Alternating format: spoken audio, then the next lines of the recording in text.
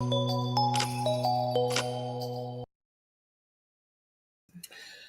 everybody. This is Joseph Pasek, and welcome to the Firedup Network. Welcome to a special holiday edition of Game Time here on the Firedup Network. And also, happy holidays, happy Hanukkah, Merry Christmas to you all, fans and viewers of the Fired Up Network. Now, we got an outstanding exclusive show for you today. Over 2 hours of original great programming. First of all, we're going to start off the show with the soccer show featuring the rookie sensation Giancarlo Lino, the Hall of Famer John Freeman Nelson of OSG Sports in Atlanta, and the all-time great coach Carmen Asako of York University men and ladies. Then, part of the Fired Up Network is female empowerment movement. We got Courtney Riddle, the Renaissance Mama, and we close out with a worldwide exclusive. He does not do a lot of these interviews, especially Canadian interviews. We're talking about LSU basketball head coach Dale Brown. I have over 50 minutes with this exclusive Hall of Fame coach about Shaquille O'Neal and everything like that. So that's the program schedule we have for you today. And tomorrow, here, Christmas Eve, we're going to have a special holiday concert with the ladies of FAM, Martina Barnett, as well as Courtney Riddle, and of course, Shauna Brown. That's all tomorrow, but today we begin with the soccer show. And again, happy holidays, Merry Christmas to each and every one of you. And, in Toronto, it's rather frightful outside. The weather outside is frightful, but inside it's so delightful because you got the president. You got the president of the provinces of Canada, the mayor elect of North America. I'd like to take the special opportunity and wish a happy holidays to everybody on the Fired Up and Fem Network, and to my lovely girlfriend Patricia. Happy holidays, Merry Christmas, and hopefully Santa Nick gives you everything you want and more. And maybe 2023 be our year. All right, we're going to start off with the soccer show. Myself, Giancarlo Lino, the coach, Carmen Asako, and John Freeman Nelson. Hey everybody, this is Joseph Hasek, and welcome to a special edition of Game Time, the soccer show with my two Hall of Famers. Yes, even though Carmen Asako is not, but he is, and I don't know where Giancarlo is. He's shoveling my snow. It's Carmen Asako, the coach, and the Hall of Famer from OSG Sports in Atlanta, John Freeman Nelson. Merry Christmas, Happy Holidays. Carmen, I still didn't get my Christmas presents from you, Hanukkah presents. Where are they, Carmen? Where are they? He didn't get his Nino Diversa, coach. You didn't get it? No, I didn't get it. It's in the mail. It's in the I mail. don't trust mail. I don't trust mail. All right, let's get to it. The only one who predicted Argentina, or there's two people on this panel. Two people on this panel who predicted Argentina, and the one person who did not pick, he picked like Croatia or Poland to come through in the tournament. All right, I'll start off with Coach Carmen Asako. Let's get to the World Cup final. What a match was that? And I'm gonna say you've seen a lot of matches. Okay, was that the best World Cup final you have seen? Well, other than '06 and '82, because Yeah, of you're obvious biased. reasons.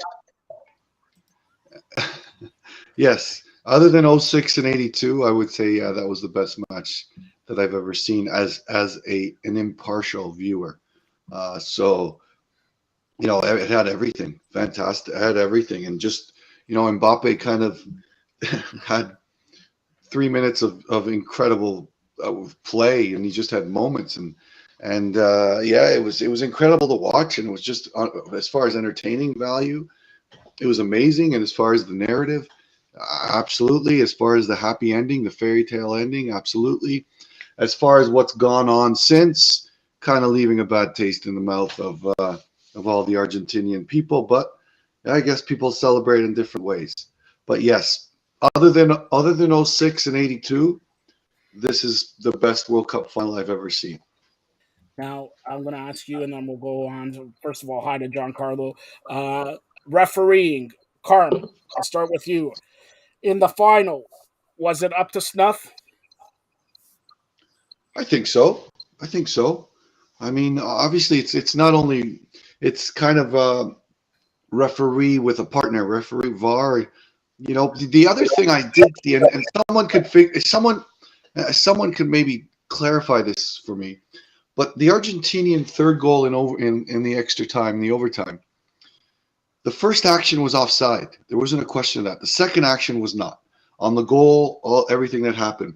And I just, if there's any referees out there, why did Wait, they not the deem? one referee's on the panel. He just came in. Well, He's a referee. Go ahead and ask him. yeah, but he doesn't even know what an encroachment line is. But so what I'm saying, that first action was deemed, I guess, not part of the final action. But I'm Right, not so and sure. that's where it was. But It wasn't. as far as the whole build-up, I mean, sometimes VAR goes back to 2 minutes to find a foul that sort of happened to discount a goal. But in this case, there's an offside, which, funny enough, they didn't even show the replay that much of that offside. So the offside that led to the goal that was not offside kind of left a little bit of a head Yeah, scratcher and there. who But scored that goal, Carm? Lionel Messi. And wasn't this whole tournament built around him and winning the tournament? And Man, with careful, and careful with Argentina, that. hold on, and Argentina couldn't hold a 5 minute lead in extra time. That's Yeah, on their defense. That's not on Lionel Messi, though. well, I mean, a PK is PK, and Mbappe scoring, 3 PKs in the game was amazing as is. But Absolutely. so yeah, the situation was the situation. I was just questioning that only, but I think the referee got most of it right. That first PK I thought was correct. Um, and in the end, I don't think he was a main factor in what happened as far as the result was concerned. Um, and 2 penalty kick wins for the Argentinians in the finals was in the quarterfinals and finals was appropriate. So good on them. Congratulations. And, now let's see how they move forward. But I don't know how Mbappe and Messi are gonna have a relationship when they get back to PSG. Yeah, I know that first home match at the Parc des Princes. That one's going to be a fun one. All right, John, what did you think of the match overall? Go Oh, ahead. obviously it was one of the best. It was the best final, I think, regardless of sport. I think that we've ever seen, at least in recent history. And we've had like straw polls and everything. I mean, it's like, okay, well, what do you think about this? And a lot of folks are saying, yeah, it's the best ever. I mean, think about the ebbs and flows that you had. Think about all of the storylines and the plot and everything that was attached to it. No, I think it was the best one. And I know a lot of Argentina fans who were on the edge of their seats for the entire time, wishing this one forward for Lionel Messi. And so, no, it was by far one of the best finals I've ever seen. You got your fairy tale ending, and how much of a fairy tale was it that when Argentina flew home on AR 1915, you had people applauding when they hit the tarmac. You had 4 million people in Buenos Aires for the parade.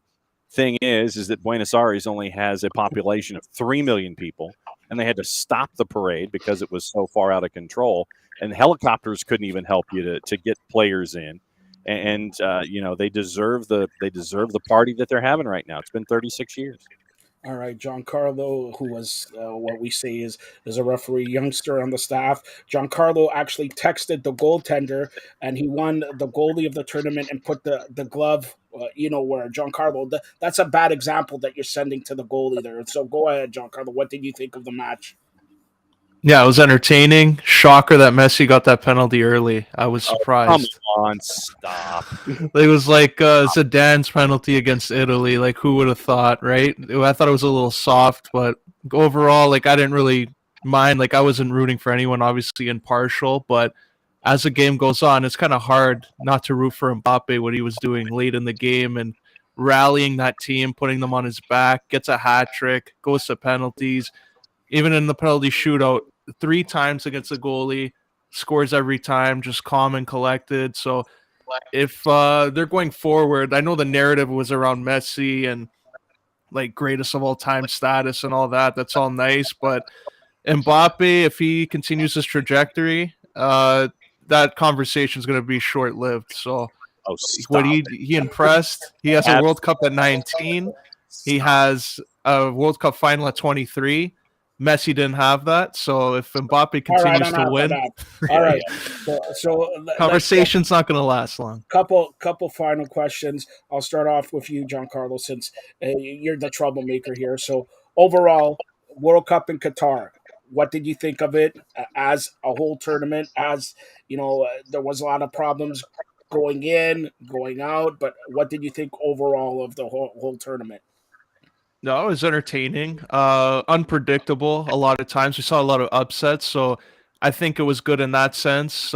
European teams, this is their mid-season, so it's a different style of play. Like the quality, I was surprised that it took a while for them to get into it, but uh, it's gonna go back to the summer going forward. I don't know if they'll like experiment with this in 2030 or 2029 because they did say they're going to try and do it every 3 years. I don't think that's going to happen in the World Cup. So Absolute mistake if that happens. But FIFA's chasing the dollar. We know that. so summer, I think, is the right way to go, even though the winter had the most upsets.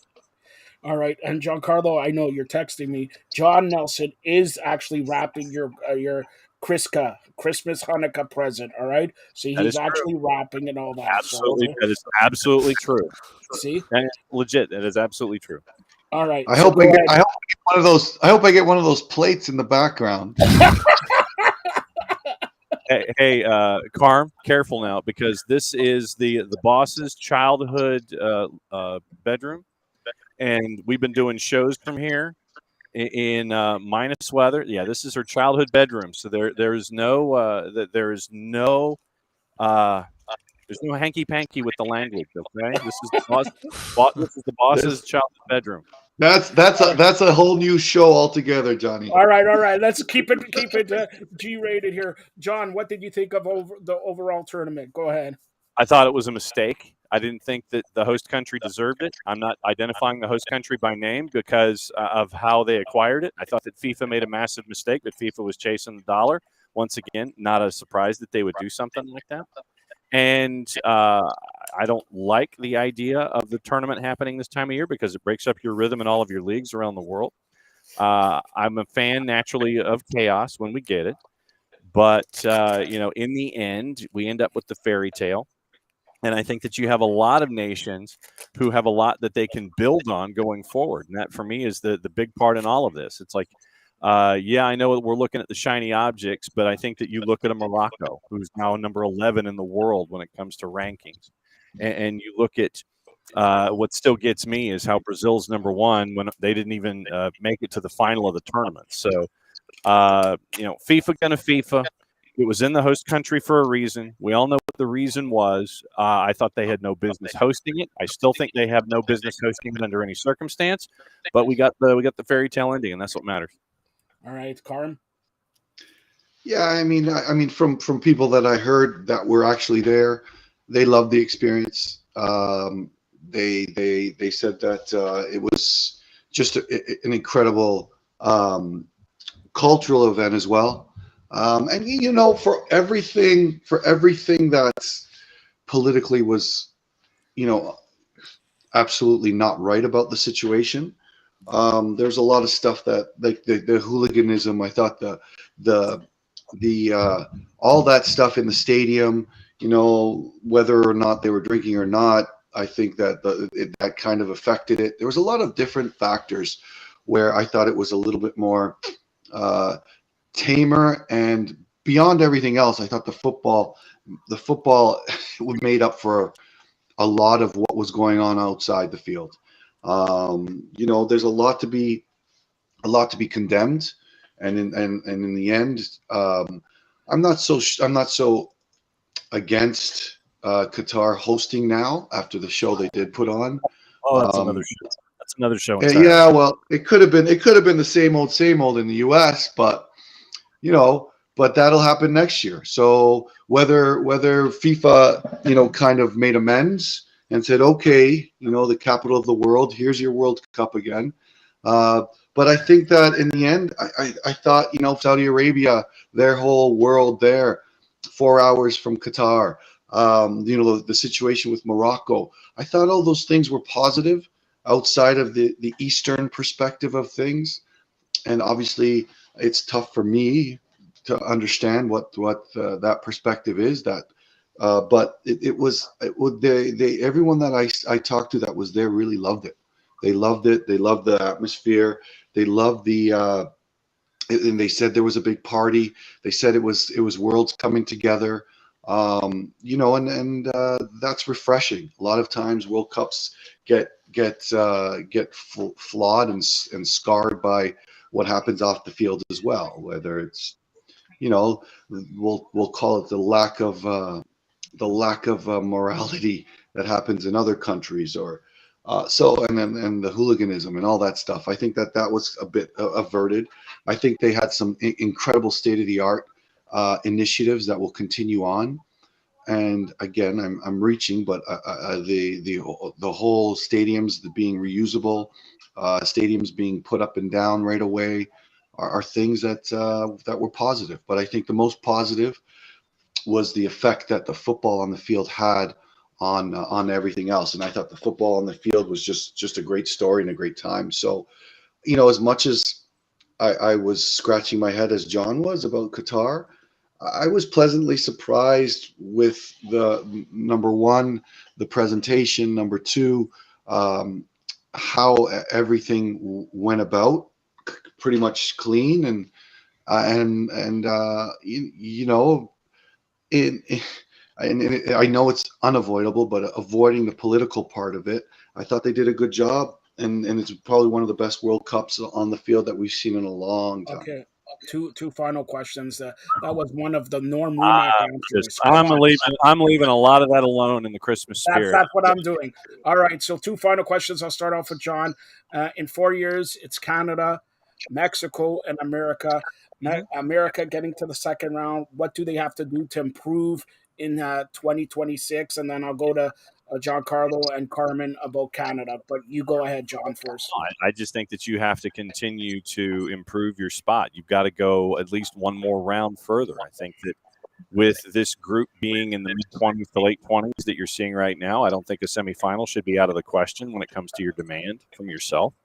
But obviously improve upon what you did in the host country, and I think that's probably the biggest thing to say.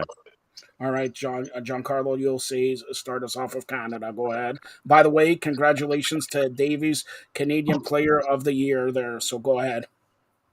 Yeah, I think for Canada, it's going to be hard to even assess it. You have to see how they play. Copa America is going to be another one to be a good predictor for the next World Cup. There's so many young players that are in the system right now, and it's going to come down to that, how they develop them and what's their trajectory like. Are they going to play in Europe? Are they playing in MLS? So it's Canada. It's kind of hard because they're all phasing into a new generation.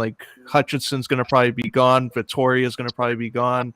Borjan. So it's going to come down to how they develop in the next 2 years before you can predict the next World Cup result for them. Carmen's friend Marty Roberts has chimed in, wants to know if Giancarlo is going to be at Market Lane for Italy or Canada in 2026. Go ahead.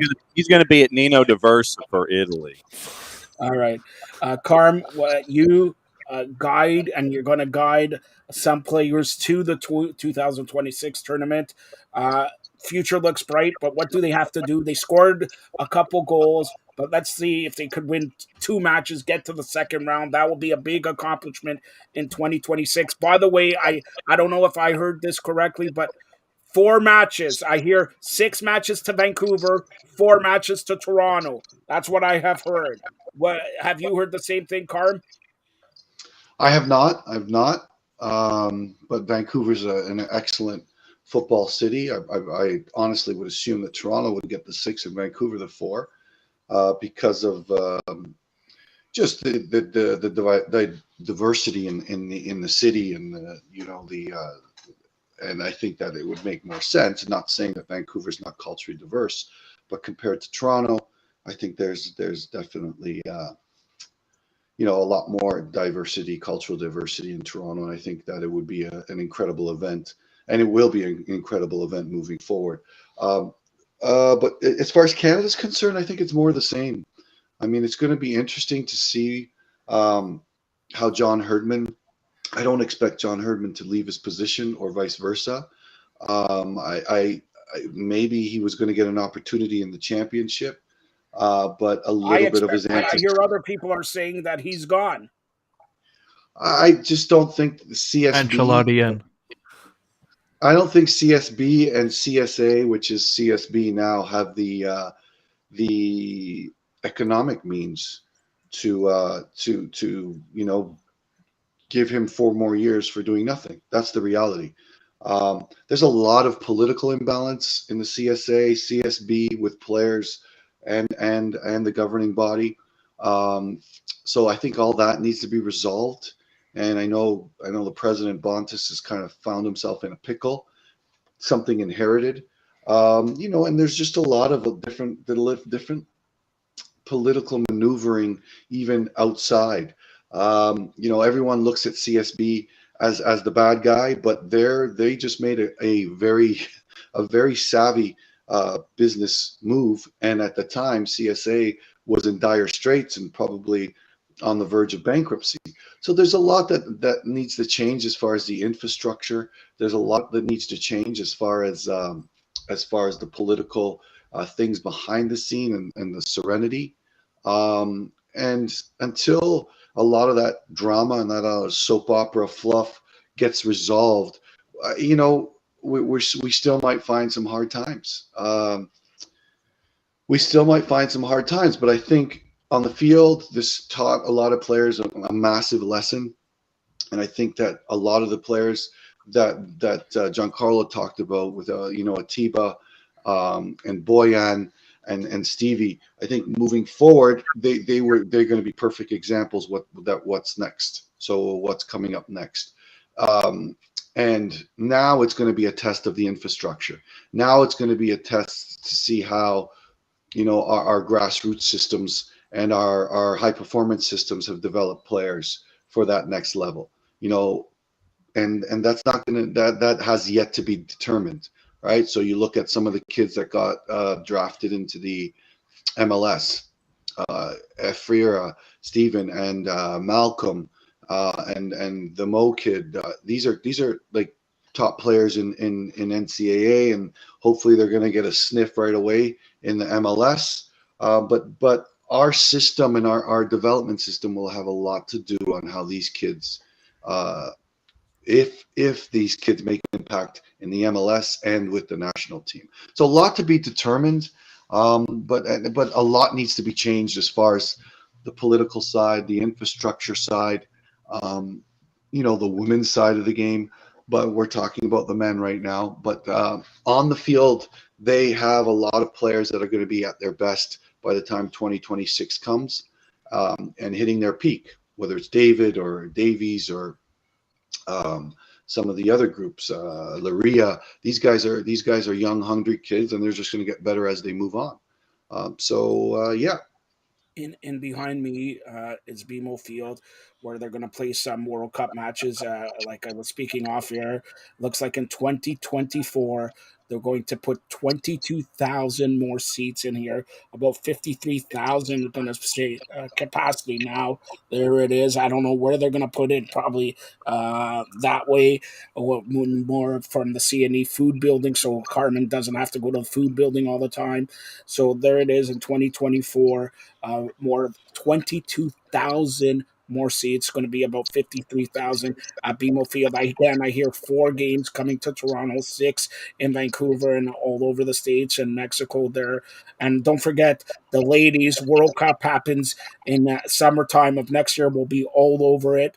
Now, here's the final question. I know Giancarlo wants me to ask this, so I'm going to ask this, and we'll be quick because I know Marty Roberts wants to send an email to Carmen because we got now carmenasacco@hotmail.com. I don't know if anybody's seen that. That's his actual email address. He has it on air and all that. So I'll start off Giancarlo. I didn't see Messi that. won the World Cup. Messi, who is Messi, Ronaldo? You've been talking about this for years. Is it Messi, Ronaldo, or any other one? And let's give a shout out to Pelé. His health has worsened. Of course, in my estimation, Pelé, best soccer player ever. But Giancarlo, you'll start us off. You're a youngster. Who, in your eyes, does this allow Messi to be the top? Or are you going to say Paulo Rossi or the goalie from Italy, Juventus? Go ahead. Buffon is the greatest goalie of all time. I'll keep it at that.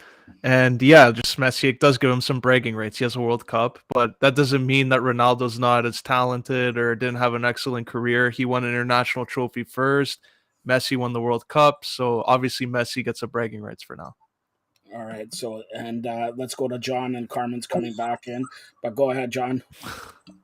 Messi over CR37, and if you needed any doubt, if you had any doubt coming into this tournament, it's Messi over CR37 without question. All right. Carm? No debate. No debate. No, there's no debate whatsoever. As far as Messi putting himself at the godfathers of football, world football, and football history, he's there. He's on the Mount Rushmore right now beside Maradona and Pelé, and I think the rest have yet to be determined. So, but again, there's all kinds of players that have made an impact. I mean, Beckenbauer, but I think that Messi has found his place on the Mount Rushmore of greatness for sure. All right. So as we close this out, I want to take the couple minutes to say season greetings, Merry Christmas. I'll start off with Giancarlo. He's like I called before, Rookie of the Year and all that, but he is one of the lifebloods why we built the Firedup Network. I'm happy to see him growing and growing with TFC, going to match games, match reports, doing match reports, going on the field, media passes with Yorick, also now with Sportskeeda. And sooner or later, John, he's going to be in an MMA octagon against Conor McGregor. But again, all the best, Giancarlo. Merry Christmas. I'm expecting my Hanukkah present very soon. All right. So, John Freeman Nelson. What can I say about John Freeman Nelson? Hall of Famer. We started it first, John. Okay. You know this, the president of the provinces of Canada. Maybe there it is. I know. I owe you a thank you because you have nominated me. Now I'm under nomination as the mayor of North America. But without John Freeman Nelson, honestly, every time we call him up there, he's a Hall of Famer. He's from Atlanta, and he's one of the best. We're so proud to have him. Merry Christmas, and to you and your family and everything like that. Really, John, Rookie of the Year, John Carlo, Rookie of the Year, John Freeman Nelson, a Hall of Famer. Old dude. And what do I say about? Yeah, Johnny, is Berhalter and Reina having Christmas dinner together? Well, I know that. I'll tell you this: it ain't going to be Claudia GB. I'll tell you that much. Yeah. All right, Carm interrupts me when I'm actually being Merry Christmas, everyone. No, hold on, Carm. Hold on. Use my Hotmail. Use my Hotmail. Hold on. Yeah. So I want to say one thing to not many companies, be it TSN, ESPN, or anybody else, can have an actual coach on any show here each and every week, much like John and Giancarlo. He comes on master here. Coach. Master coach, yes, head master coach and everything like that. Sensei. We're beyond honored to have him here. And again, from our family to yours, very Merry Christmas, Happy Holidays, and by next week is hopefully New Year's Eve. You cut your hair, okay? So you got to look more representative if I'm going to get you a job in the EPL and the La Liga and the Super Liga and whatever Liga and all that. And you could drive to Nino da Versa and let's Nino have da some Versa. dinner. And let's have some dinner paid on Giancarlo. He actually is the cheapest guy. He hasn't paid for anything. So, paid on Giancarlo here, all right? So, any last comments? I'll go to you, Giancarlo. And Happy holidays. look at John. Simple. All right, John, go ahead. Merry Christmas, Happy Holidays, everybody. Please be safe and keep an eye on your family, keep an eye on your pet, keep an eye on those you love, especially with all of the wintry conditions going on in this half of the planet right now. So just keep an eye on everybody and make sure that you keep an eye on one another, and we'll be back at it again before you know it. And that's the best kind of representation that Carm can have right there, brother. That's an MVP. Carmen never looked so good. Go ahead, Carm. God bless everybody. God bless. Have a doggone great holiday season. There you go. Now, do you want to have Utah cheer? Come on, start singing some Christmas songs, Carm. Come on. No. Nah. I'll jingle my way out of here. Let's jingle our way out of here. Gosh. Happy Merry Christmas, Happy Hanukkah, Happy Holidays to all the fans out there, listeners and viewers. And these three guys have made independently this soccer show and OSG Soccer down here one of the best and must tune in soccer shows in the world. And again, Merry Christmas to you all. Be safe. And Carmen and Giancarlo, John, expect big time presents from me, okay? The president of the provinces of Canada. Stay tuned for more great programming here on the Fired Up Network. Thanks a lot, guys. Here's the box right here. Thank you to Carmen Asacco, Giancarlo Lino, and John Freeman Nelson, and have a happy and safe holiday season. Merry Christmas to all. And if you don't check out the soccer show each and every Friday, you're missing one of the best soccer shows, period. I'll put up that soccer show up against everything on ESPN, Fox, other networks. That soccer show is amazing. And those three guys are a very big part of it. Now, just breaking. We got breaking news here. Breaking news. The Blue Jays have made a stunner of a trade. I'm trying to get my guy, Marty Roberts, to break down this trade. The Blue Jays are acquiring outfielder Dalton Varsho from the Arizona Diamondbacks in a package including top catching prospect Gabriel Mono and Lourdes Gurriel Jr. Now, he's coming off a breakout campaign. He's 26 years old. He split time as catcher and outfield. He hit 235, 302, 443 with 27 homers and 16 stolen bases while ranking in the 99th percentile in outs above average and 97th percentile in outfield jump, according to the Baseball Savant. He's a left-handed hitter, and he now joins the Blue Jays outfield comprised of Kevin Kiermaier and George Springer. So again, we'll try our best to get Marty Roberts on here throughout the show, but the Blue Jays and Arizona Diamondbacks make a blockbuster, and that's going to be talked about hopefully on this show, but throughout the Christmas holiday. Now, part of Firedup Network, as we mentioned, is Female Empowerment Movement, and each and every week we're joined by the Renaissance Mama, Courtney Riddle, to talk about stuff. And here is Courtney with the latest edition of the Renaissance Mama.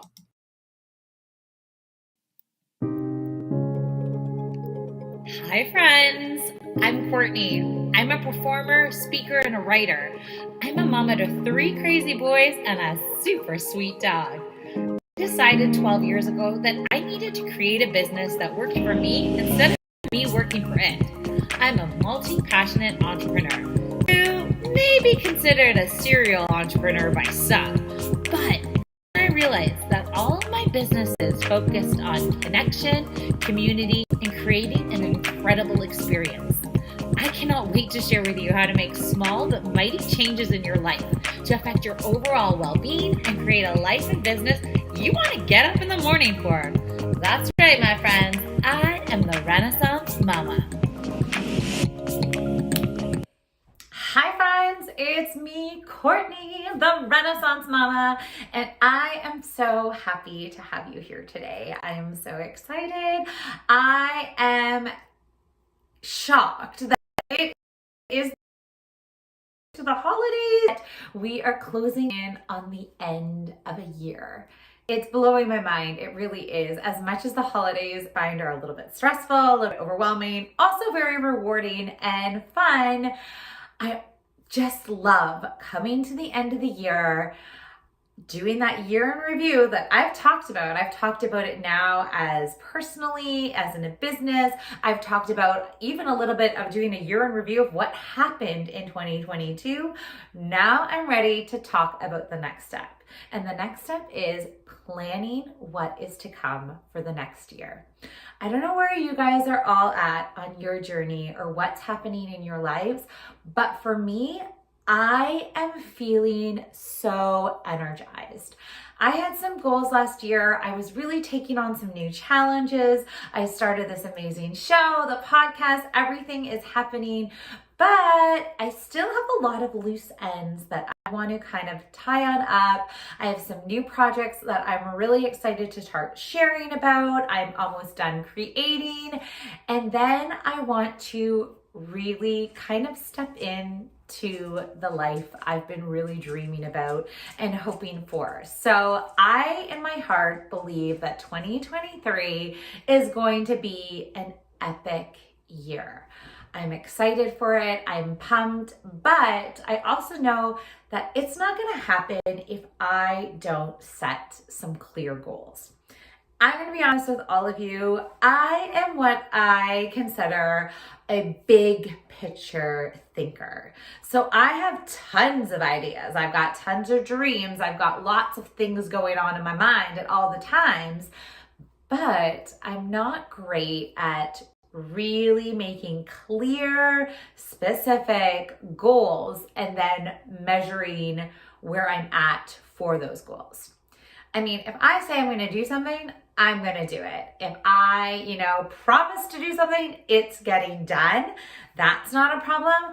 But when I am thinking about big picture or those next big steps or how my life, I want it to change and those changes need to happen, and I know that, I can feel it, that's where I kind of take my foot off the gas and I'm not as great on planning and really figuring out what's the next steps for myself. So together, you and I are going to chat about how do you make big goals, how do you actually achieve them, and how do you plan and really break them down so that they don't seem as scary, that they literally feel like, okay, here's my next step. Here's what I can do. Here's what's happening now.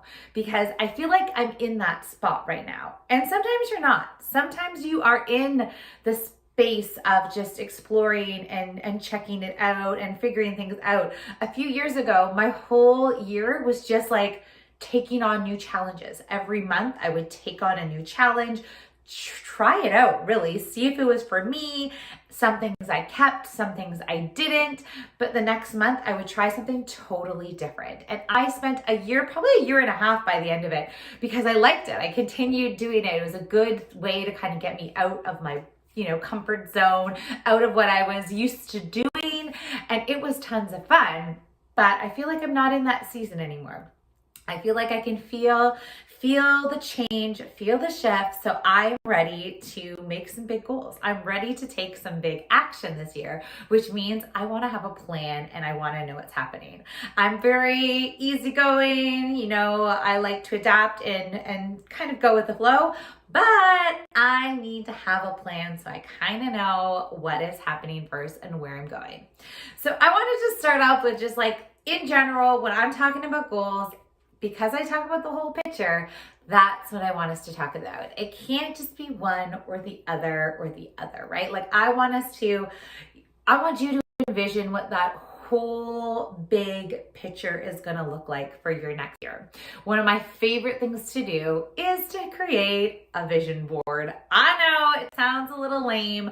I normally do it just on my computer, so it's like literally taking pictures from all over the web and creating a document because I like the visual of some of the things that I just want to see in the upcoming year. So one year I wanted to travel more, so we had that. I had a picture of a bigger house at a time, so I had that. I had, my kids in there, and I wanted memories with that. And then I had some more business related things, and I put everything to a clear picture so I could see it and visualize it. I used it as the backdrop for my computer for a while, so every time I turned my computer on, I would see that visual. But what I found is because I didn't take those next steps of like how I was going to get all those things or how any of those things were going to happen, some of it didn't happen. So the vision board, although it was beautiful, became just that. It became a picture that I sort of looked at and kind of thought, that would be nice. So that's where we're having the conversation today. I want to help you and me get to those next steps, get to be so clear on the things that we want, but then also break it down to see how we can get it. So when I'm talking big pictures, of course, one of the first things you're thinking about when you're thinking goals is you're thinking career goals. And I think it's okay to really kind of slow down and see where you're at, ask yourself those tough questions. Are you doing the things you want to do right now? And trust me, every job's going to have pros and cons. Every part of your position is going to have things that you like to do and you don't do. That's not what I'm saying. But if 90% of the time you're not enjoying the journey of what you're doing, then maybe you need to find something else to do. And that is hard to say because I've been there before. I'm there now. I'm still holding on to a few projects, a few contracts that bring me that stable income. And I love them and I believe in them, but it's not what lights me up. There's all these other projects that are coming along that I know if I was able to take the time from this and spend it on this where I want to be, it's going to grow and it's going to get bigger and better and amazing.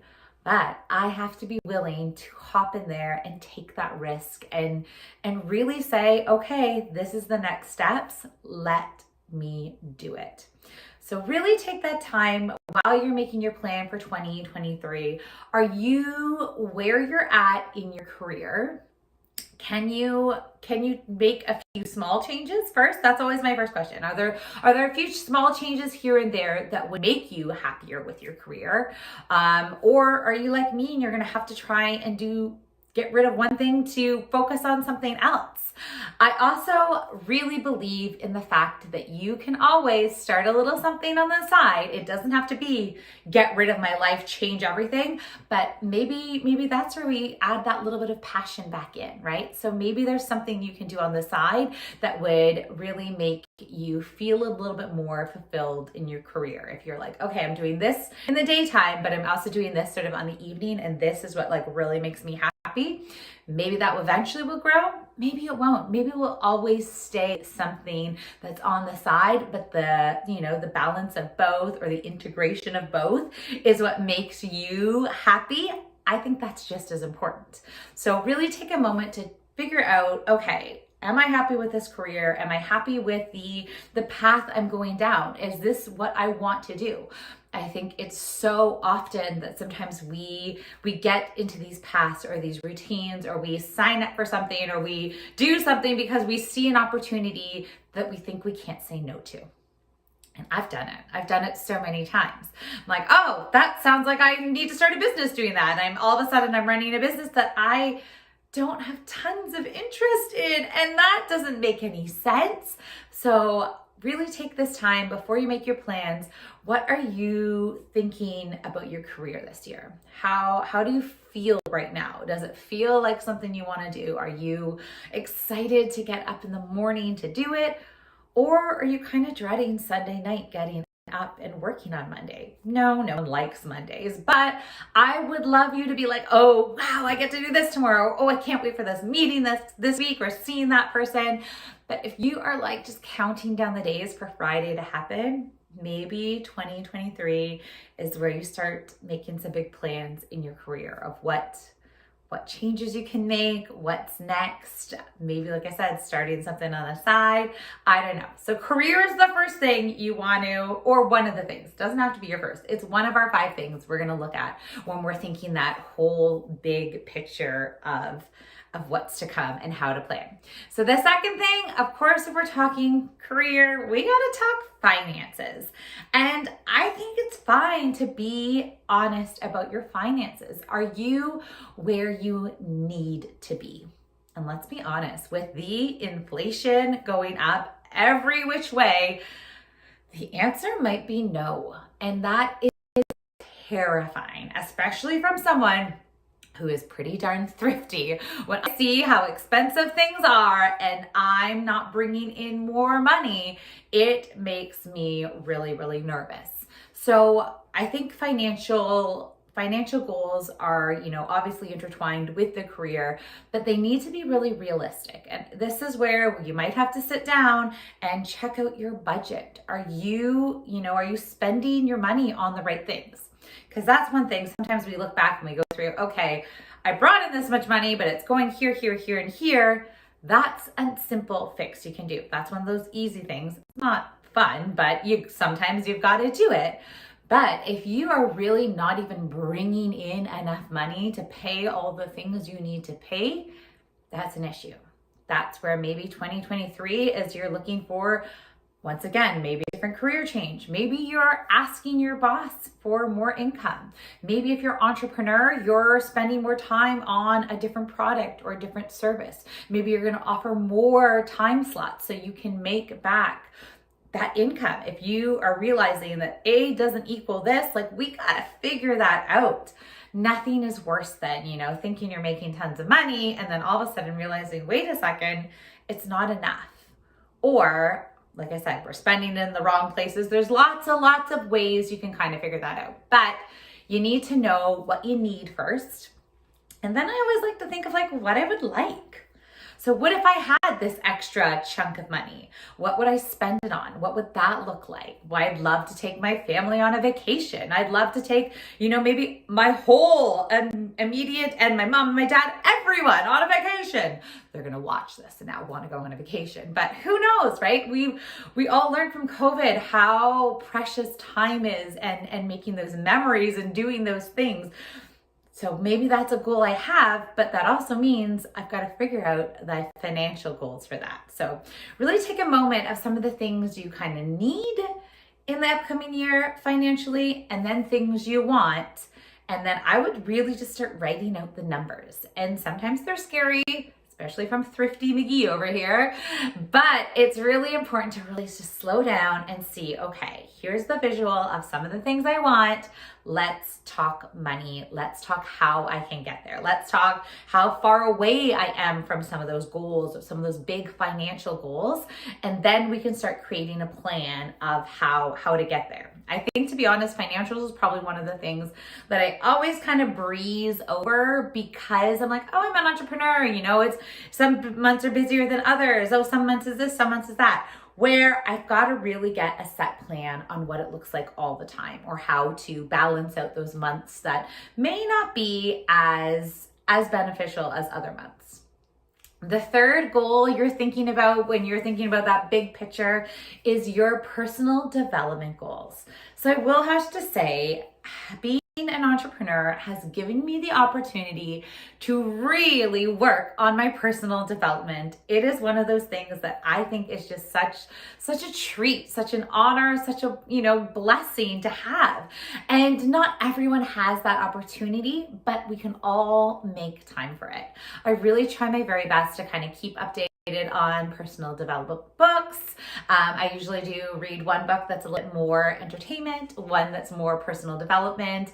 I obviously love listening to shows and podcasts, trying to vary who I listen to, but always having someone sort of in my ear when I'm like doing dishes or when I'm on the run with my dog. I think having that personal development time is so important, and trying to find times in your days to do it. I love when I'm driving, especially longer drives, to put on a podcast and really listen to something, or maybe a book on listening to an audiobook is a great way to learn and take in that personal development. Because if you don't have time, trust me, it's an easy excuse to throw there. Like, I don't have time to do that. No. It's not a priority is really what you're saying. And I believe in this coming year, you should make it a priority. And you don't have to be an entrepreneur to want personal development. In fact, you shouldn't. I just found as an entrepreneur, it's so encouraged. So I think it needs to be sort of normalized for everybody to really start working on themselves, taking care of themselves. So maybe that's something you want to look on into the new year. Am I spending enough time on my health, my body, myself, that I want myself to feel better. So many people start 2023, but start in January saying, I want to, lose weight. I want to move more. I want to this, I want to do that. And then we very quickly don't make that happen. So how is that, if it's in your big picture of how it's going to look, I think it's important. And so you got to know that it's there, but now we're going to add those next steps of like how we are going to fit it into our day, how it is going to kind of schedule into things, because if we don't plan it, let's be honest, it's not going to happen. So that's third one is we're looking at is that personal development and being very clear on how you want that to look. Is it your mind? Is it your body? Is it, how are you going to find the time to do these things? Because that's one of the ones that I find does get thrown to the side very quickly.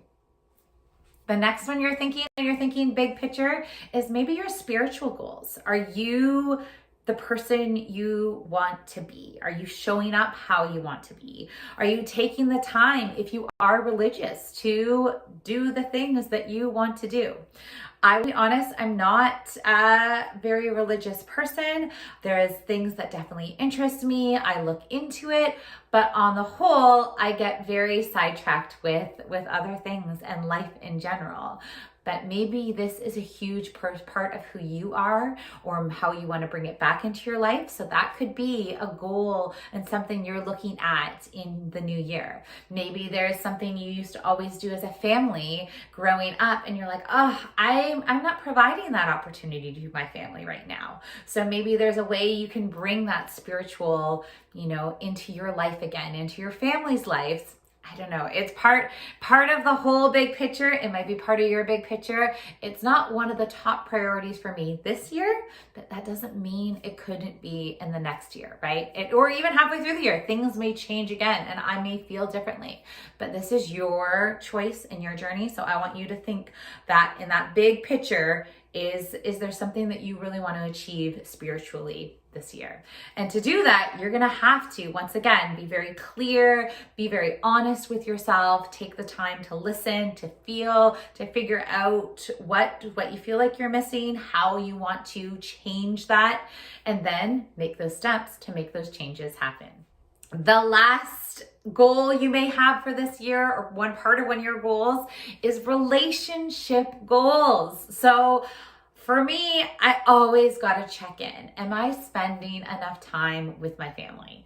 And am I spending enough quality time? I've told you before, as an entrepreneur, there's so many times that I have these conversations with my kids and my husband of okay, it's about give and take. It's about me, certain seasons to me are a little bit busier business-wise, and certain seasons are going to be busier family-wise. And they know that, but sometimes it's really hard to really accept it when it's happening.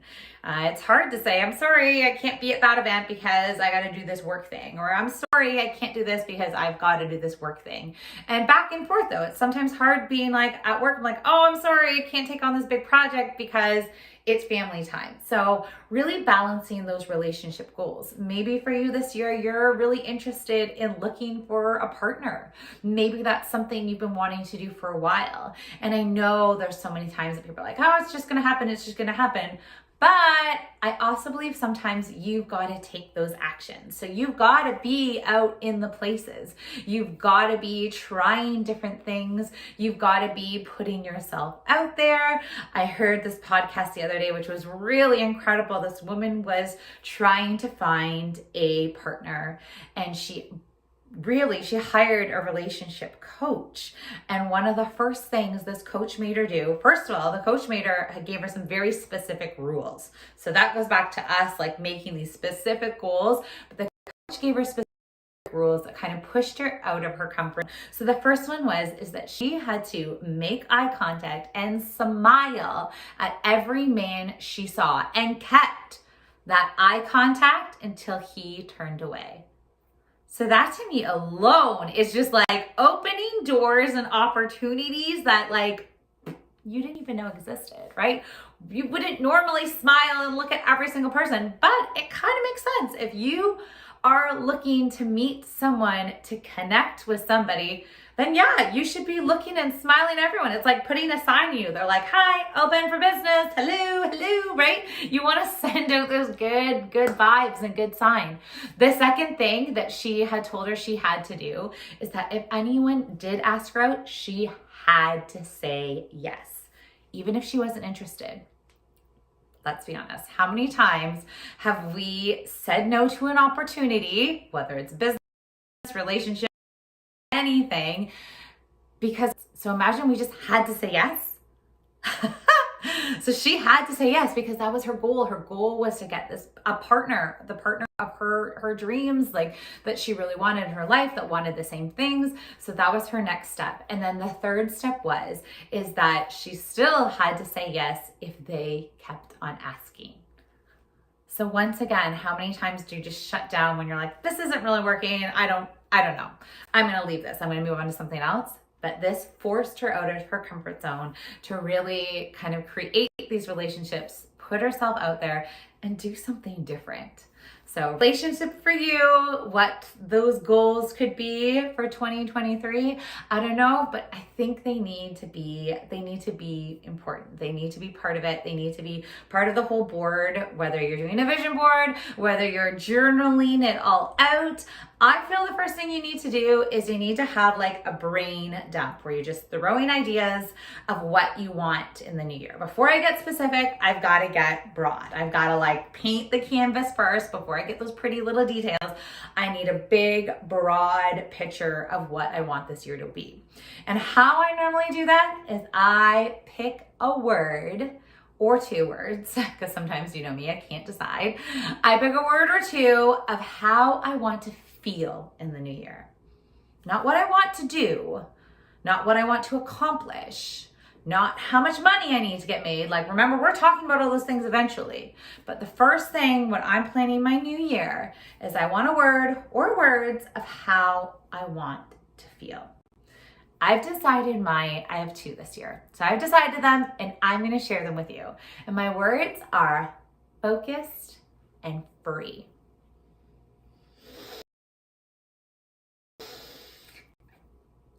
I can share with you what they mean to me, but they might mean something different for you. So for me, I want to focus this year because I told you I've been holding on to other projects. I've been holding on to other opportunities.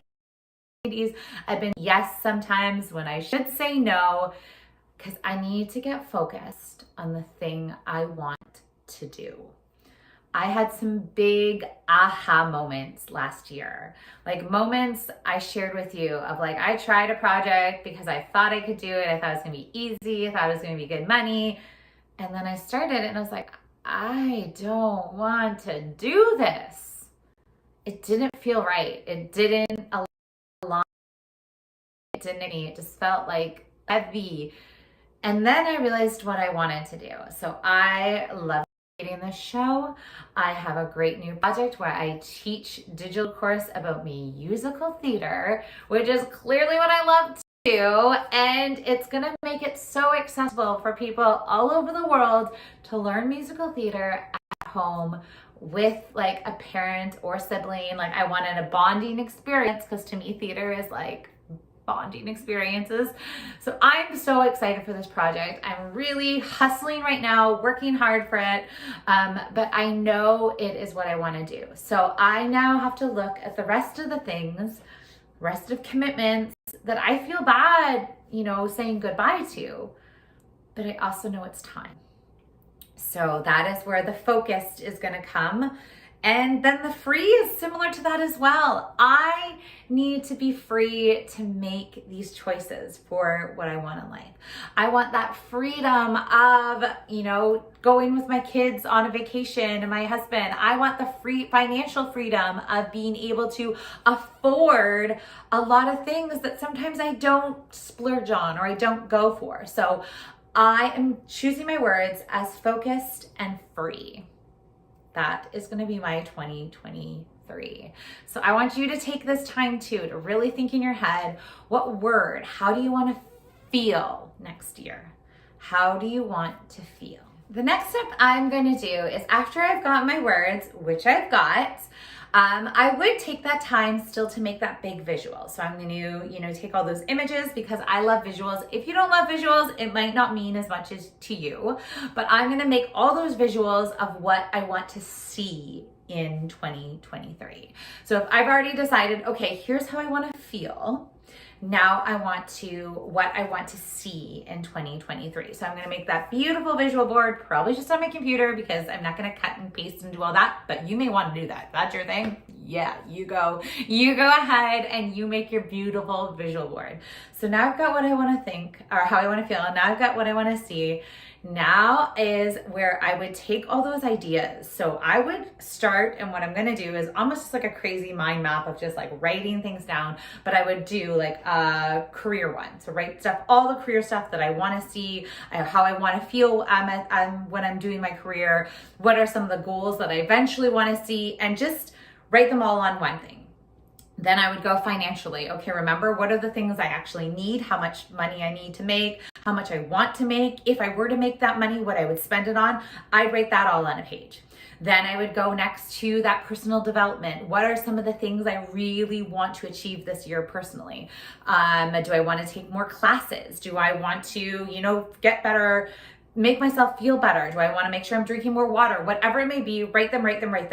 Then I would hop over that spiritual one. Same thing. What are my spiritual goals for this year? Write it all over in another page. And then my last one, relationships.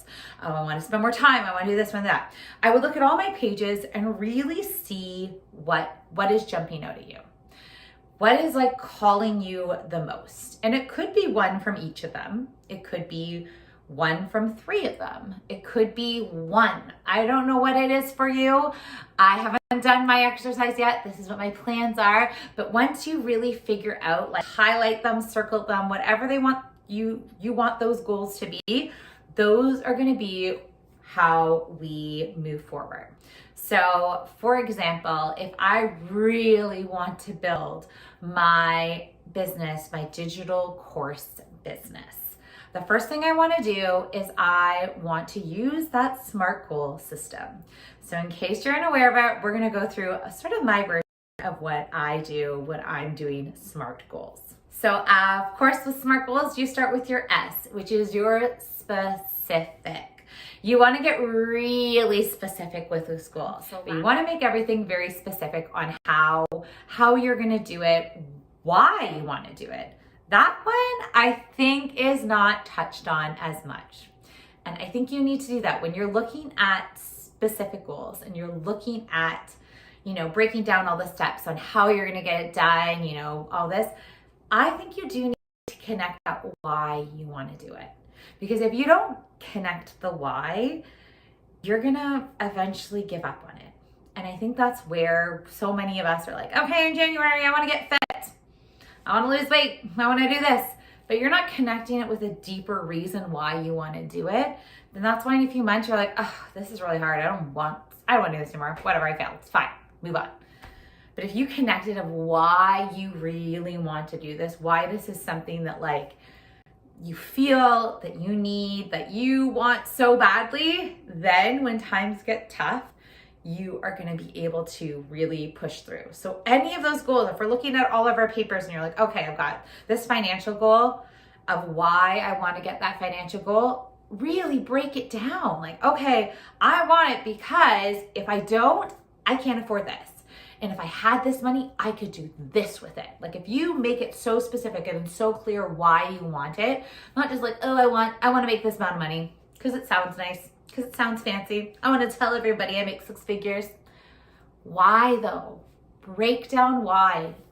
Like, that's why I love the visuals. Like show what you would spend it on. Show how you would feel being that comfortable, not worrying about money. How you would feel when you could like take your parent on a vacation. How you would feel when you show up at someone's door with a present. I don't know how you want to spend your money, how you want to donate your money. I don't know. But you want to make your why very, very clear so it can motivate you when times get tough. So the next part of that SMART goals is your M. I feel like doing a dance for you, like the YMCA. I'm not going to, but I feel like I could. The M is measurable. So you don't want to make these goals that like you don't know if you're actually getting to where you need to be, right? Especially if you're talking financially, like let's start measuring. Okay, I want to make X amount this year. It's January. I've made how much? Because that's 1/12 of the year. Like, where am I at? Like, I'm thinking of like looking at that like thermometer when you're at a fundraiser, like it's going up, it's going up, it's going up. So you want to measure where you're at. Are you where you're supposed to be? Are you behind? Are you ahead? Do you feel good? Like, keep checking in and knowing, okay, I'm here now, but I need to get there. How am I going to get there? And look ahead. Look to what is realistic. So many times we're like, I want to make tons of money. I want to reach this goal. But if you don't look to what's ahead, you might not be able to really reach it. I know one of the things I want for this year, so one of my goals is really to think big picture, and I want to kind of think like a hustle and flow season. I know there's going to be times that I'm going to be like head down, getting stuff done, figuring all the pieces out, working on a project, getting it finished. Then I want a little bit of flow. I want to spend some more time with my family. I want to make sure we're having some great memories. I want us to have that vacation we've been for the last few years. I want to, maybe connect with some old friends I haven't seen in a while, especially pre-COVID. I want to connect with people. I want to get back out there. Then it's going to be hustle again though, because I got another big project going on. So hustle. But then also adding that time again for the flow. So afterwards to maybe take some time to study, take some personal development classes that's been on my to-do list for a while, and then go back to the hustle. I know it's going to happen, but I want to see that clear picture of how it's going to happen. And then I can measure, okay, am I where I need to be right now for the next season that I know is coming up? Was that hustle?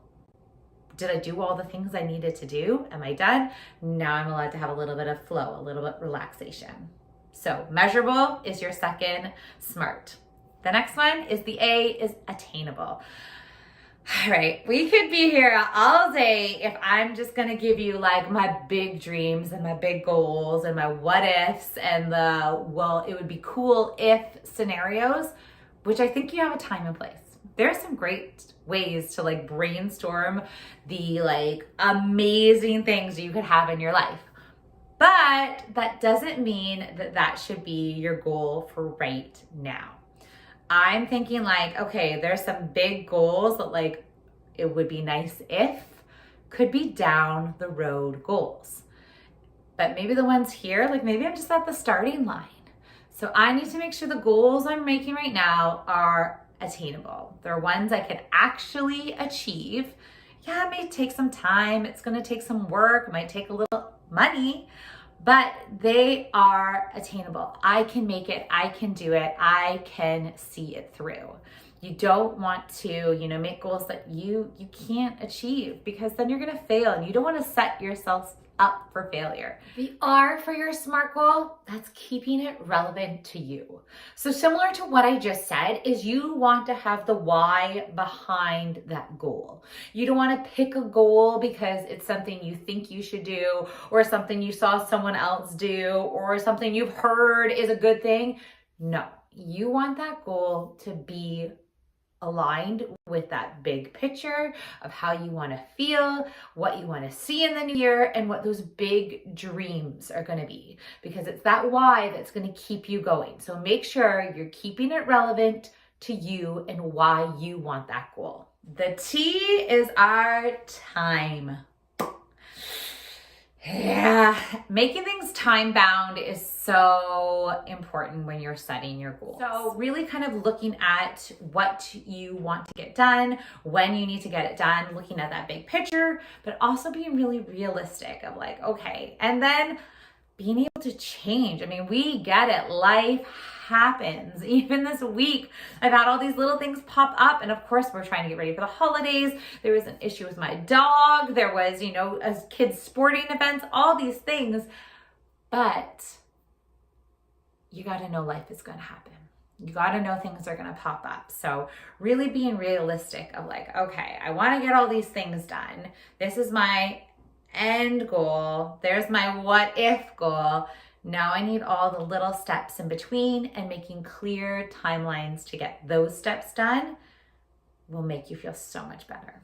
So those are 5 for your SMART goals, but now people are talking about smarter goals.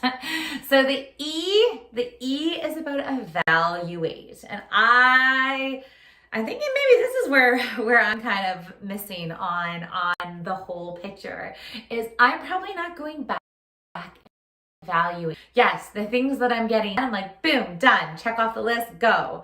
The things I'm not getting done, I'm like, oh, it didn't happen, go. Like I'm not taking the time to stop and either, number one, on my path, being like, okay, am I where I need to be? Check it. Right? You can't just set it and forget it. If these are big goals you want to make happen, and you've made these timelines and you've broken them down into smaller timelines, and you've looked at your overall picture of where you want to be, how you want to feel, how you want to show up, check in with yourself. Are you doing the things you said you would do?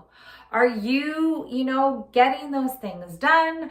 Are they happening on time? Are you feeling the way you wanted to feel?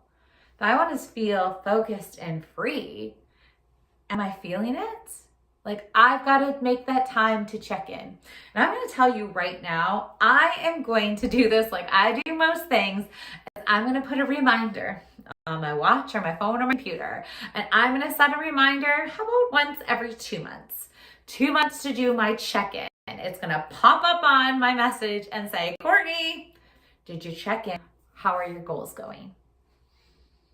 I know it sounds cheesy. I know it sounds simple, but sometimes I know that is what I need. So I'm going to make sure that those check-ins, those evaluating is happening. So I know if I'm on the right path for my goal, if I know that my goal is still what I actually want, and if I'm feeling the way that I told myself I wanted to feel. All right. And now the very last one, the R, it's reward. Yes, it is. How many times you made a goal, or you've done something you wanted to do, like, okay, let's do the example of like, I wanted to lose 20 pounds and you lost 2 pounds and you're like, oh, I want to lose more. No, my friend, you need to take that time and reward the 2 pounds. Be like, yes, I did it. I'm so pumped. I'm so excited. Share it with your people. I had someone a few years ago, I think I've told you the story before. My girlfriend wanted to quit smoking, and she told all of her friends. So now that's a huge thing. You want to set these goals, share it with everyone. Share it with me. I would love to hear it. And she told everyone, I want to quit smoking. I want to quit smoking. She's like, I know it's going to be hard. Every week she got a reminder from her app of like, okay, you're 1 week more. Celebrate. She would text it to all of us, and we'd all text her, cheer, and we were just so excited for her. So I need to take the time to celebrate even little wins. When you are working towards that big goal, feel big. The journey is gonna feel long, but if you like little steps on the way and like how good things are going, you gotta celebrate. You gotta reward yourself. You gotta take the time and share it and be just so happy that you're doing it. All right, so another few quick little tips before we go. I said it, share it with people. 100% if you have an accountability partner, they are gonna keep you in check. I think that is a clear thing that has shown to be super successful when you're creating goals. So accountability partner, very, very important. And then also, like, I want that visual, and I've done it already for this year. There's a big date of something I'm working on, and I have it posted up. So every day I can check it out. Check out that visual, and it's specific. It's not my pretty visual board, because remember that sometimes gets lost in my messages. It's specific. It has a date. By this day, this is going to happen. Specific, clear, in my face. I can't ignore it. It's happening. All right, my friends, I hope you're excited as I am for the new year. I would love to hear what some of your goals are, what you're thinking on, how I can help you. As always, check in with therenaissancemama.com, because I would love to hear from you and connect. And I hope you have a very happy holidays and cannot wait for this new year. Bye for now, friends.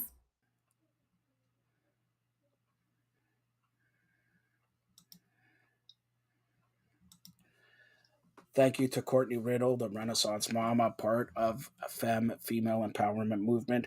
Since I told you about a breaking trade, we called nobody better in Toronto. Not some guy named Mike Wilner, not some guy named Howard Berger, not some guy named Billy, not some guy named Norm, long hair, hair nose or ear or something like that. We got the grizzled young veteran, Marty Roberts. Marty's dressed for the occasion. First of all, Marty, have you shoveled the snow in Barrie? How much I've snow blowed it. I've shoveled it. I've cleaned everything off, and it's back again. It's back again. Yeah, the wind It's like here New is. Kids I on don't the know what Block. it's They're like. back again. Come on. Well, I don't know what it is like in the city, but up here north, it's the wind is being howling at 80, 90, maybe upwards to 100 kilometers an hour from time to time, and it's making it pretty treacherous on the roads. All right, so everybody, stay at home. Watch the #1 independent show here, Fired Up Network. Marty Roberts 3 times in 2 days with special segments. Boy, I'm working him to. You're gonna get that Christmas bonus before you know it, man. You're gonna get that Christmas bonus. You know what? I'm gonna deliver it through FedEx. It's gonna be breaking news. Breaking news. As long as they don't get lost. As long as they don't get lost, we're good. No, the breaking news FedEx person that I know never get lost, right? Never gets lost. I think you know her too.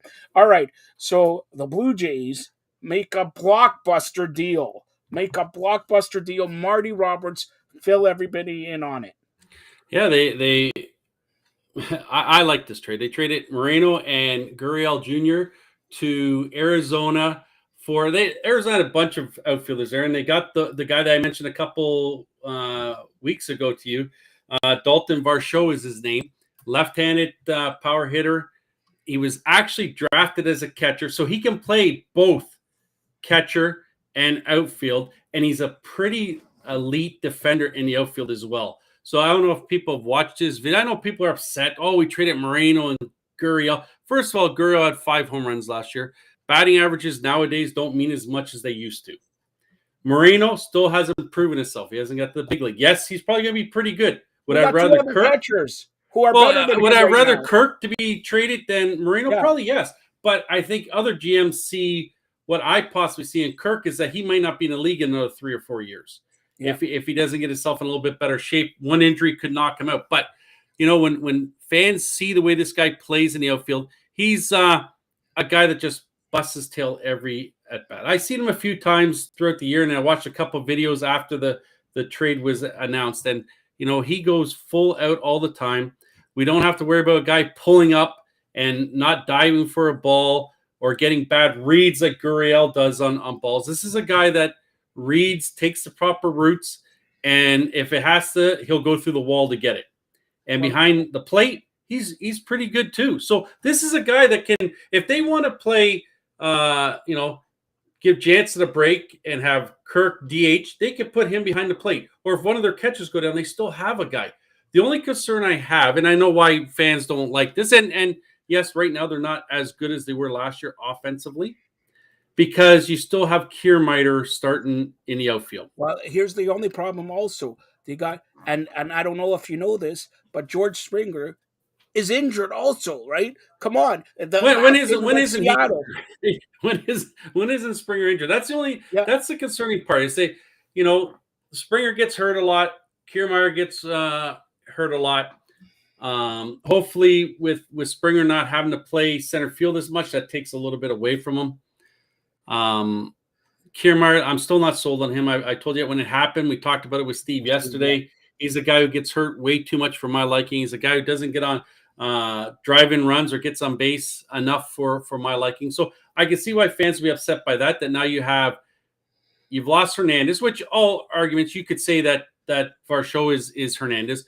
Better on the base path, better defensively. Numbers will probably be about the same as what Hernandez will have. And he might have better numbers when he comes to the Jays, but everyone's always called for, we need left-handed bats with some pop. Now they get it. 16 bases. And he can run, right? And I believe he's not a free agent until after the 26th season. Yeah. So they got him for 3 or 4 years. I can't remember what the exact year is. But yes, last year was just his second full season. And he's 26 years old. 26, lefty, can run. And I think what this does with Atkins, what he was looking to do too, is to break up the click at the end of the bench. So if you look now, there's no Gurriel, no Hernandez down there. That to me looked like they were the bigger troublemakers down there. Now Vlad can focus on stuff and not be joking around at the end of the bench. To me, that's what I think Atkins was looking to do all winter here. But getting this guy is a big plus, Joe. Like I really like him. I think fans will like him. I had a discussion. Well, it wasn't really a discussion with our good buddy, the Greek.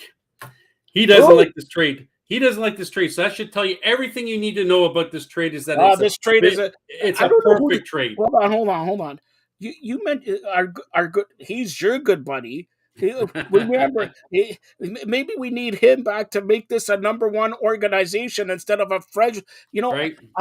The only Greek I trust is I think who I trust. I don't trust, and I don't trust guys with toilet paper in their hair or something like that. Right? Now to be fair, the Jays still have to go out and get another arm in the bullpen. Yeah. To help maybe another there. Outfielder too. Let's face it. Well, they're going to have to sign someone to be a backup. It wouldn't surprise if they do go back and give Tapia less than what he would have gotten in arbitration. Right now, if you look at Merrifield, is probably the fourth outfielder. Yeah, there's no question he is. He's their fourth outfielder. And Biggio's there, and then Espinal, and they can all rotate in between outfield and second. So if someone does go down, you have Witt, who could go out there in the outfield to take control of that out there, and he's pretty good. And if he comes back to what he was 2 years ago with Kansas City, this becomes a different lineup. It becomes a lineup of guys that can hit the ball of the park, but also guys that can hit and run, steal bases, make a difference with their legs, going first to third on a single as opposed to us going base to base. Yeah, I don't know how many times I've seen last year and the year before that Gurriel and Hernandez making bad base running decisions, or getting late breaks or taking bad routes in the outfield. This is to me, this is a very good trade. I would have liked to see Kirk go as a Moreno, but this is a good trade. And I don't think he's done. Like, honestly, this was unexpected. It's much like the Raptors, Masai Ujiri. When he does trades, nobody hears about it, right? And this, nobody, to your credit, this is why you're the grizzled young veteran, and potentially in 2023, maybe I'll get you a better hat, because that hat is like, I don't know.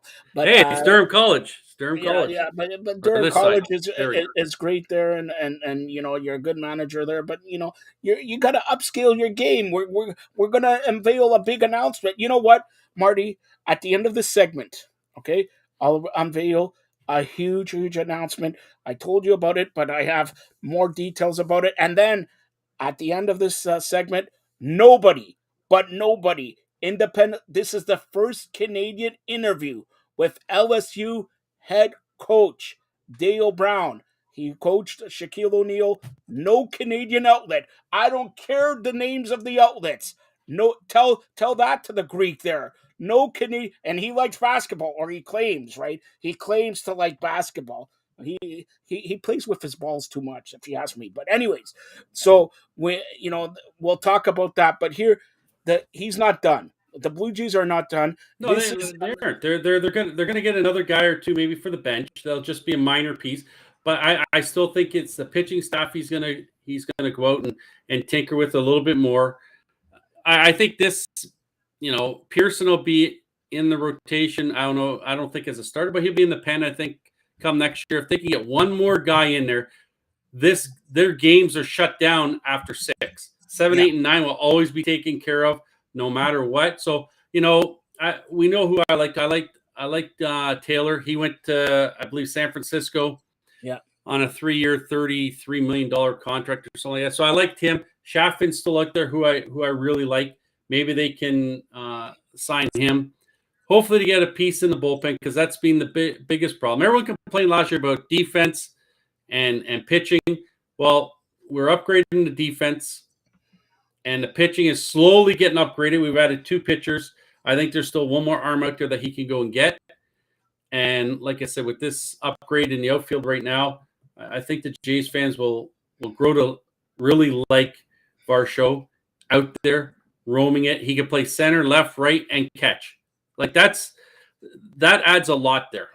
And don't forget about the upgrades that they're doing here. And in case you outside of the Rogers Center, they upgraded the lighting system all over. Everybody was talking about it on Twitter yesterday, the lighting system and all that. And kudos to Jordan Romano with that lighting system for the reliever that comes out there. But Blue Jays, let's face it, because about 3 years ago, we were all talking about Chaparro and Atkins not doing anything. Why are they here? Why are they?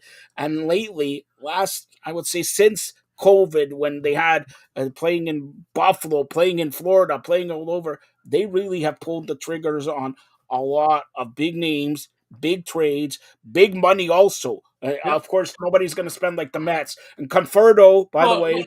Yeah, signed with San Francisco. Yeah. He signed. There's another guy that I was hoping that maybe they could get. But you know what?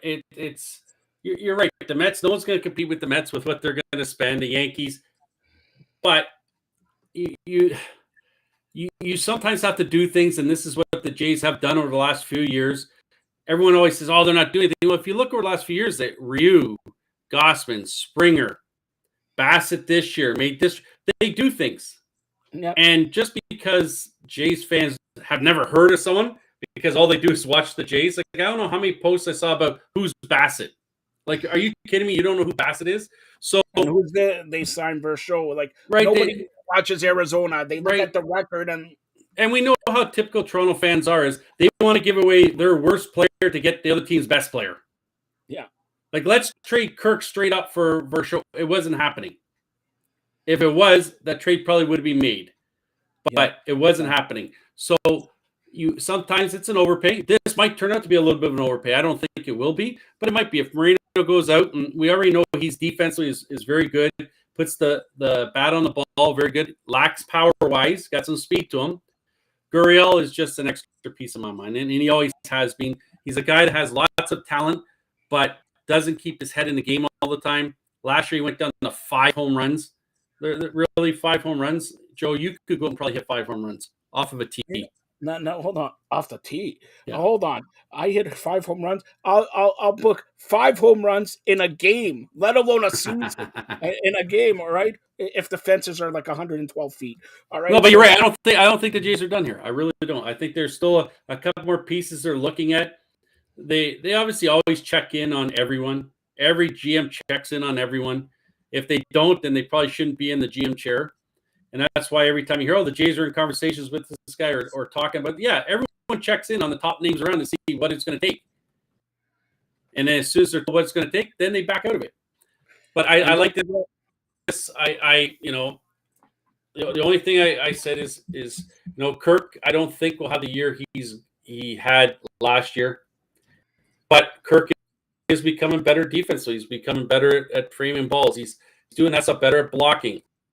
So the Jays are going to be all right here if they can just get one more arm in that bullpen and hopefully add Pearson in there healthy. And don't forget about Kirk and Johnson. They're catchers. So even if he goes down a little bit, he gets maybe from 300 to 260, 12 home runs. Johnson, 240, 12, 13 home runs. Your catching position hitting 250, 260 with 25 home runs. That's pretty good. Catching used to be never a position of had to be one of your better hitters. Yeah. Right? It used to be a guy that you needed to call games, defend.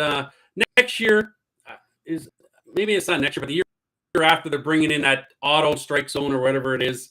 That's going to take a lot of the framing jobs out of it, because if you don't think it's a ball or if you think it's a strike, you're just going to call it and say, hey, I want to challenge that, right? So things will change there. So you're going to need a guy that can throw some runners that block some balls that are bounced in.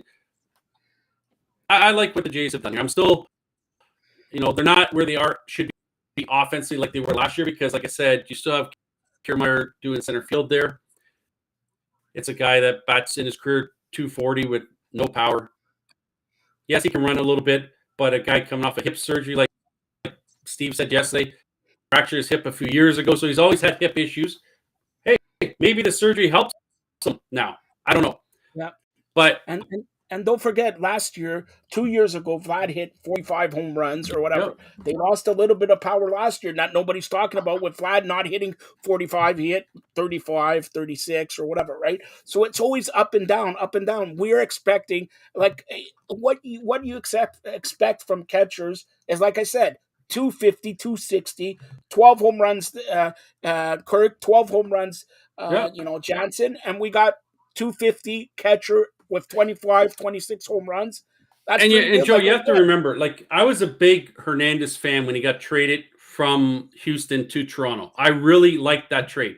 I saw what he could potentially be. When Hernandez was traded here, there's a lot of people say, who the heck is this guy? Now all of a sudden they fell in love with him. So this is the same situation here.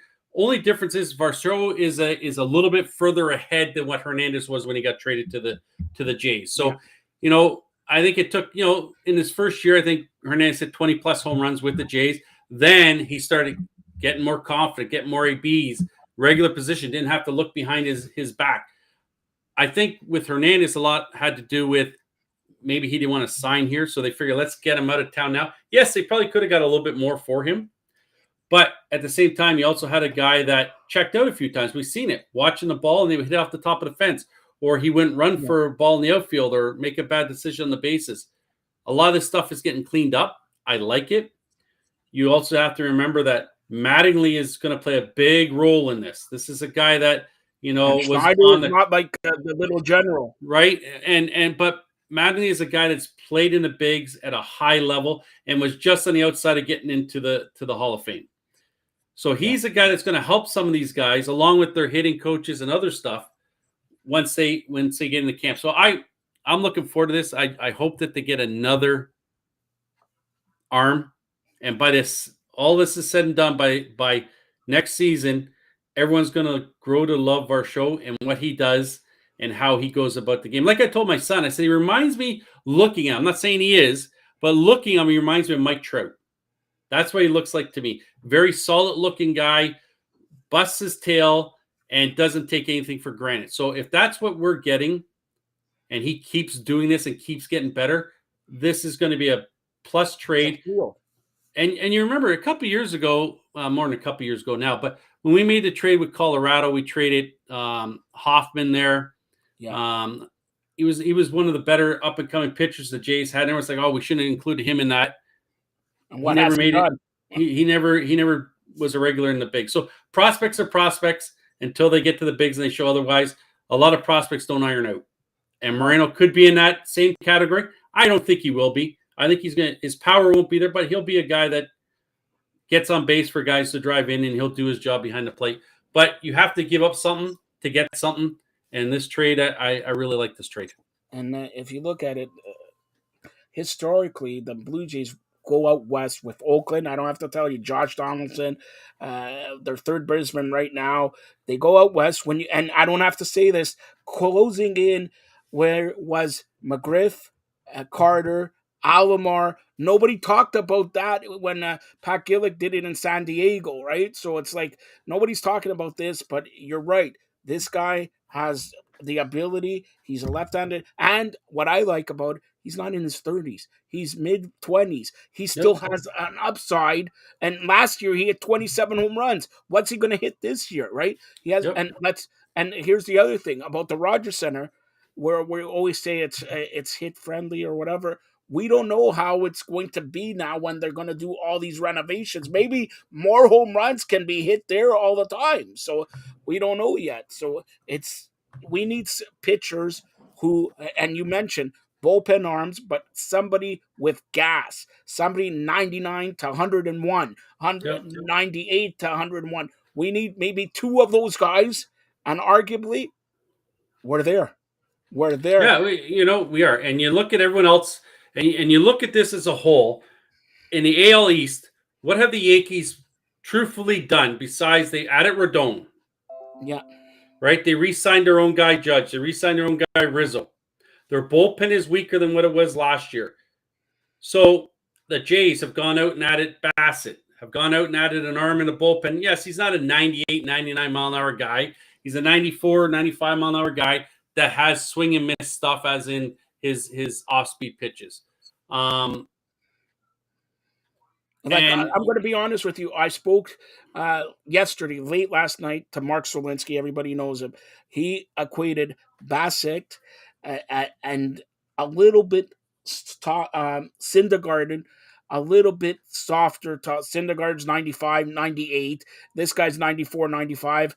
And then, he said he's a perfect Gosman pitches, and then Bassett pitches. He's perfect. And here's what you have now over the last couple of years that you've added Manoah, you brought him up. You had Gosman, you brought him up. Now you signed Bassett. These are three guys in the rotation that compete, that have that edge to them, that hate to lose. That you watch Bassett, he's got that Scherzer type of an attitude.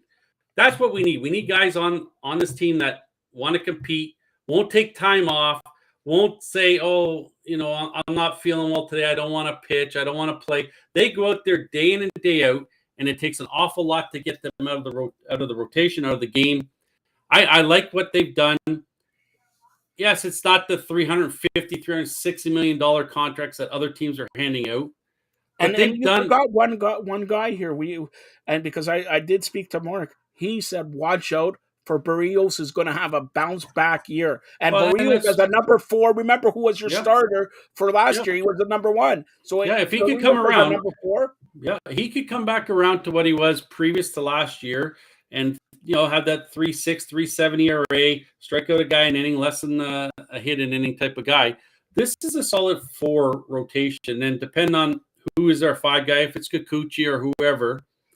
This is a pretty solid rotation that they have that will get you. All those guys will get you 6. They could get you 7 if you wanted to. Yeah, but that's not the way the game goes anymore. It's 6, then we go to the bullpen. So, like I said, we still have Garcia, Romano. We got Swanson now out there. You got those 3 guys. Then yes, you got your Simbers, your Richards. You got Bass there. You got Pop there. So you got some guys that, don't forget, Pop is a guy that throws 98 miles an hour. Doesn't strike out a lot of guys because he's got so much movement. He throws the sinker, but they got some guys in the bullpen that can get it done, and it's probably been one of their better bullpens over the last 5 or 6 years. When you look at it, they got a guy. There's no question who your closer is. Yeah. Going into last year was who's going to be the closer. We know who the closer is this year. It's Romano. Now you got guys that can go 7, 8, or 6, 7, 8 if you need them to, but you got guys that can rotate. If Romano can't go, then they can have Garcia go and close out the game. They can have Swanson if he's got to close out the game. This bullpen's a lot better off. I think one more arm does it. I really do. Now, do you put Pearson, barring he's healthy and all that, do you put him as the 5th starter or you put him as the number 8? Like, an 8th inning guy? Yeah. If he could stay healthy, I would say put him as your starter. Put him at the 5 guy. Let him go every 5 days in that 5 spot and see what he can do. but he tends, when he's a starter, for some reason or another, gets hurt. I don't know why. He just does. Something pops up. That's why I asked you. Do you put Right, him so as the it might eighth be inning best guy? that he goes in the bullpen, and you can bring him when you need a strikeout situation. Guess who you're going to? You're going to Pearson. You're bringing him in with his 100-mile-an-hour stuff and letting him do it. There's lots of guys that were starters and didn't fare very well. They're starters and moved to the bullpen and became really good guys in the bullpen. So my only question to this is they got all 80s.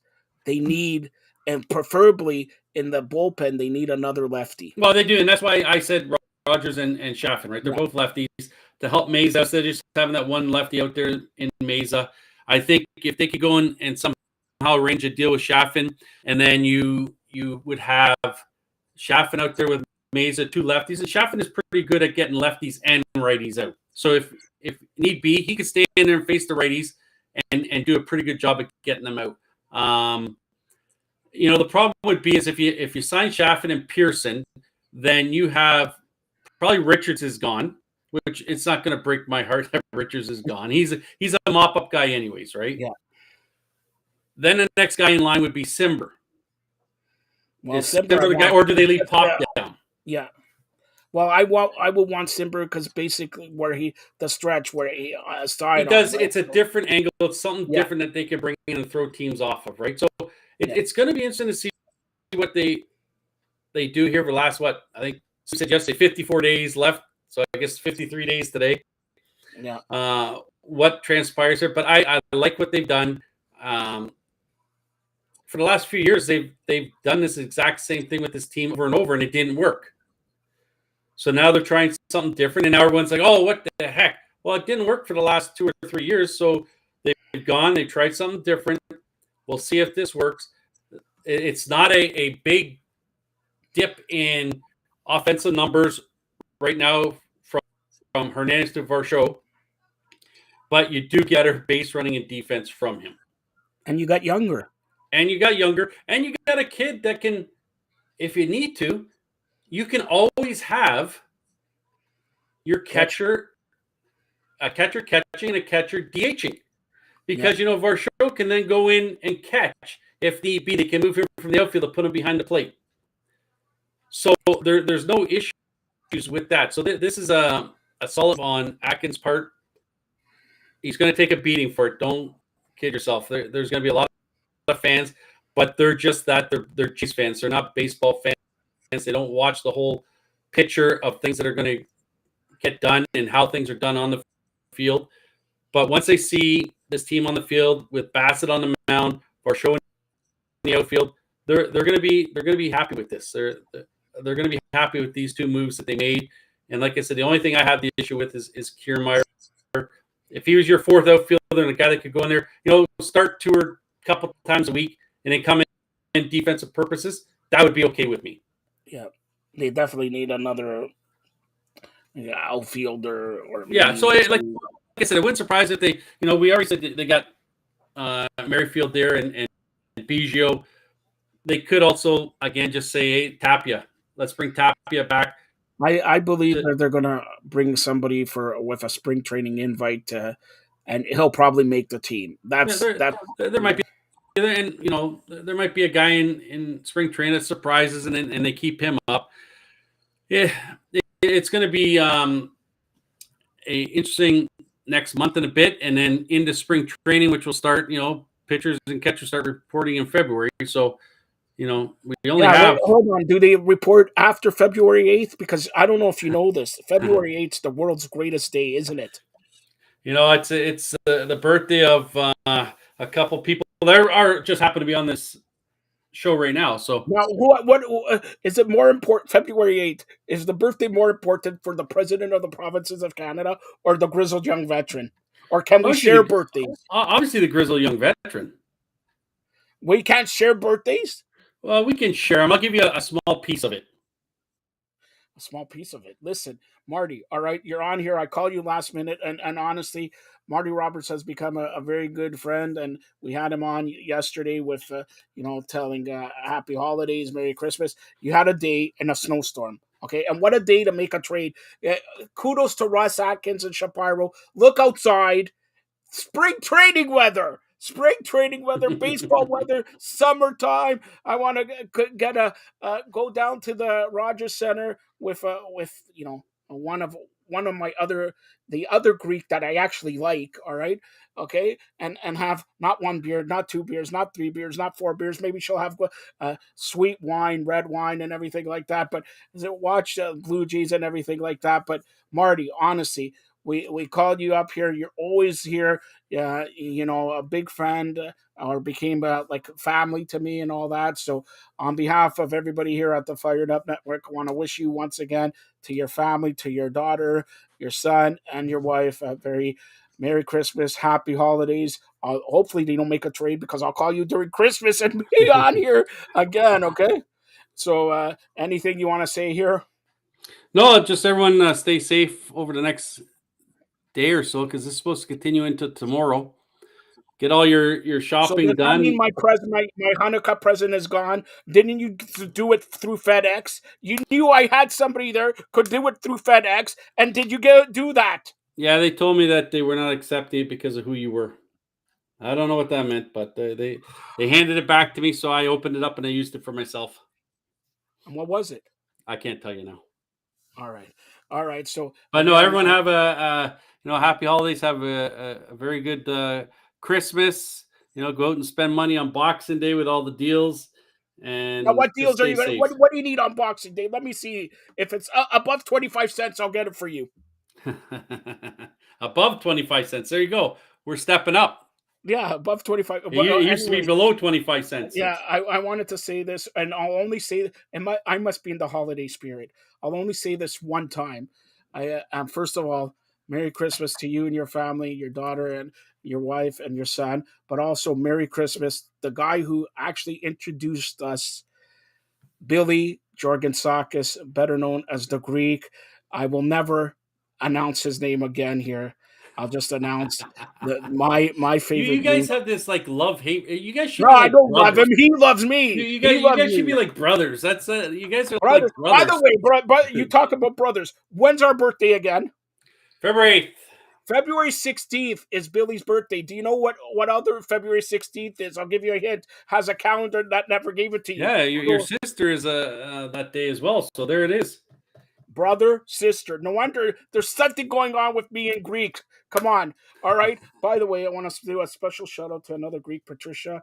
Patricia, hopefully you have a great Christmas there, and you owe Marty some FedEx stuff. I don't know. He said it didn't deliver or whatever. Shame on you, Patricia. Shame. Didn't deliver. I thought FedEx delivers through wind, snow, rain, just not through Spanish.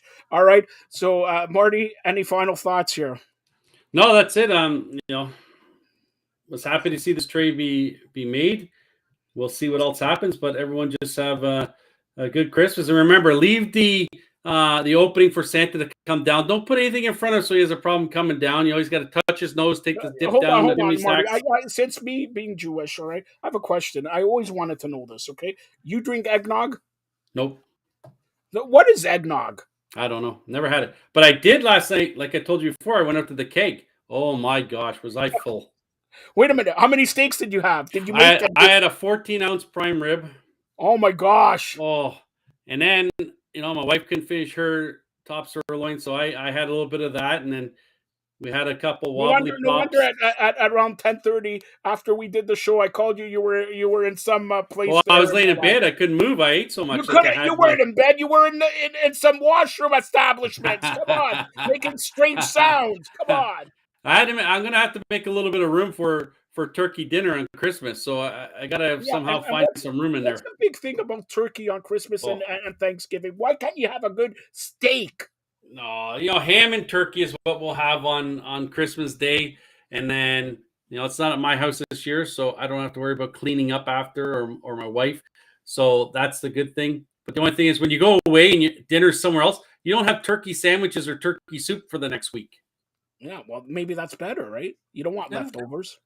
I love turkey leftovers, turkey sandwich. And what? You're not having pizza after that?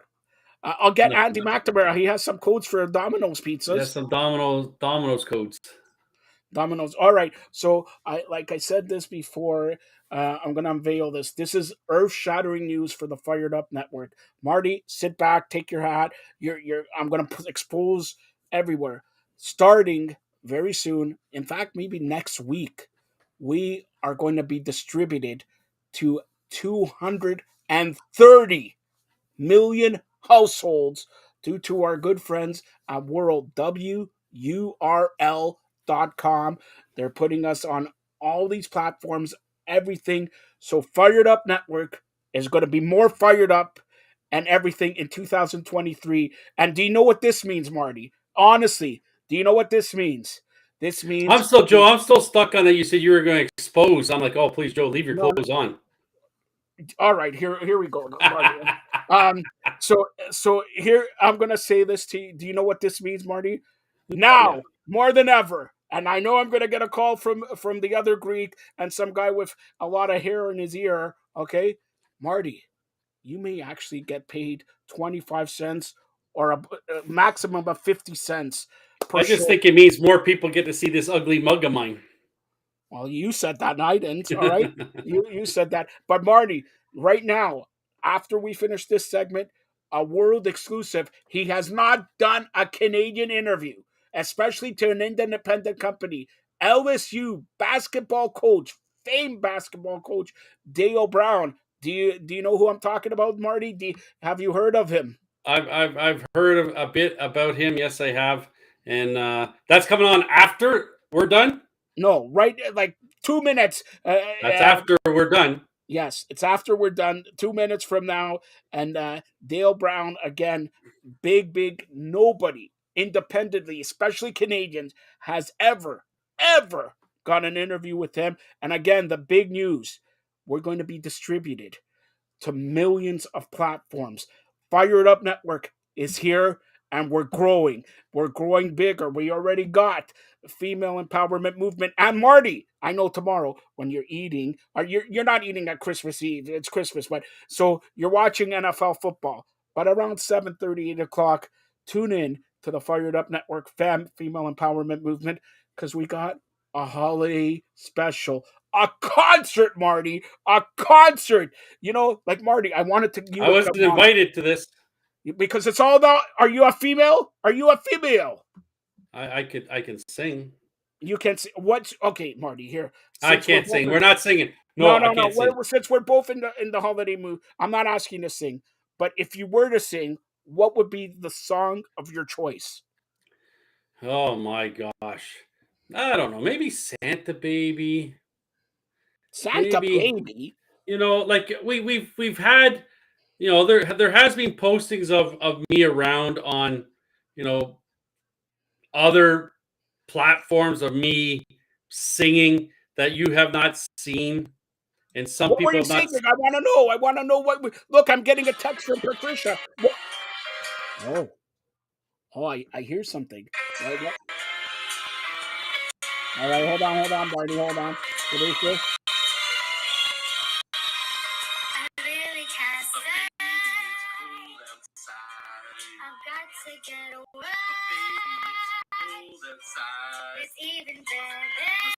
It is cold outside.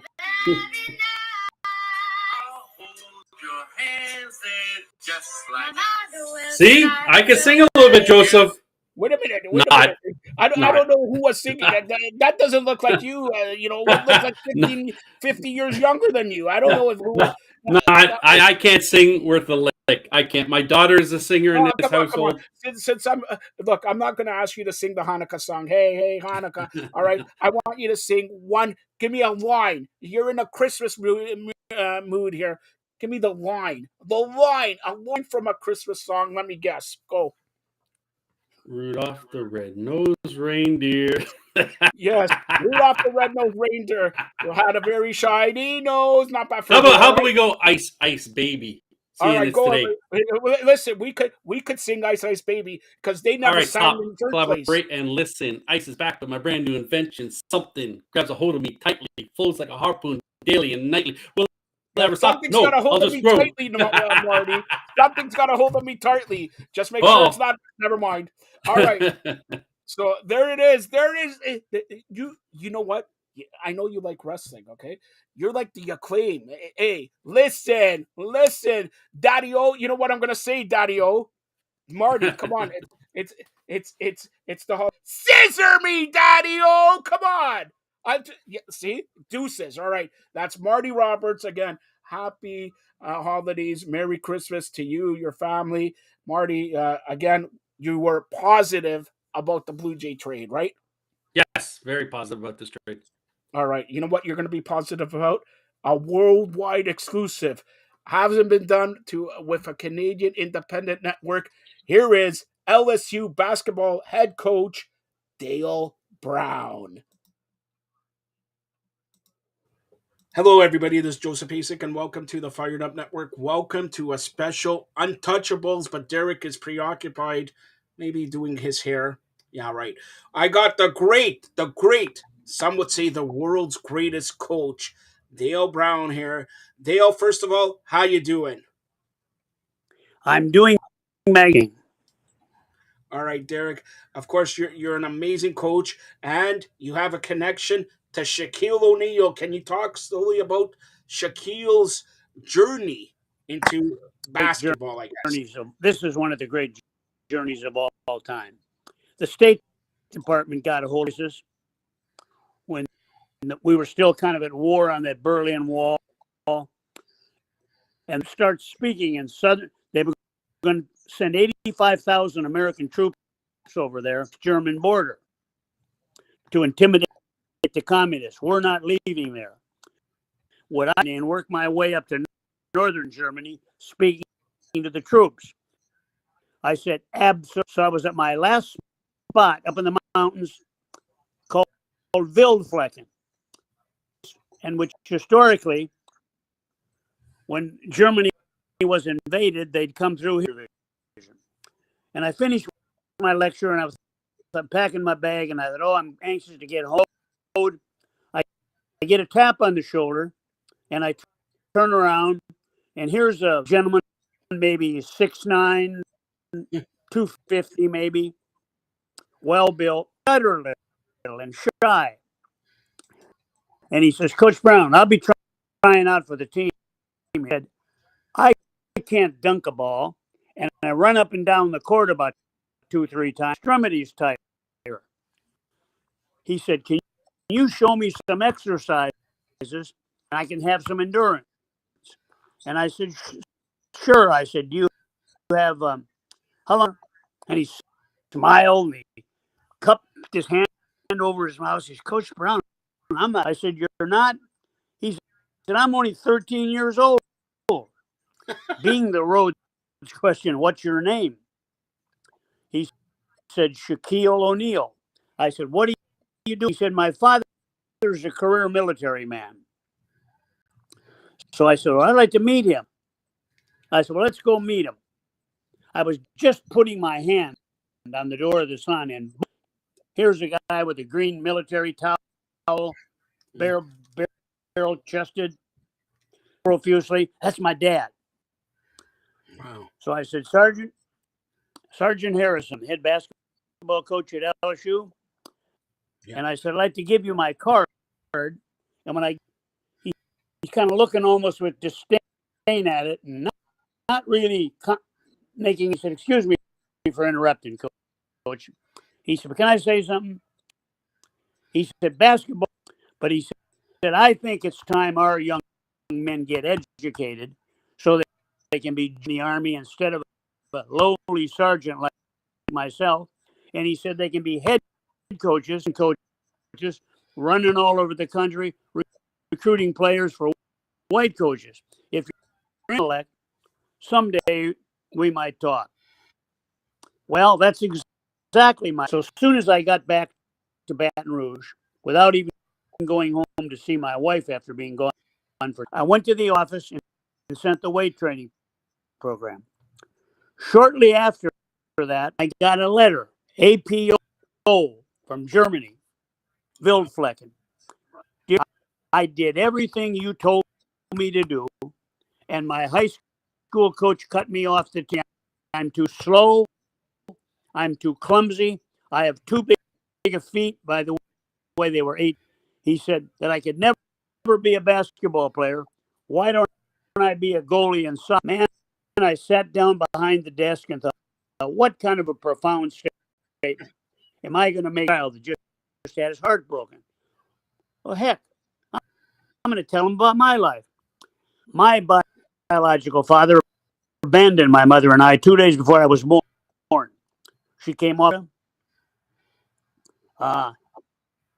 uneducated, 8th grade education, $42.50 a month, babysat and cleaned people's homes.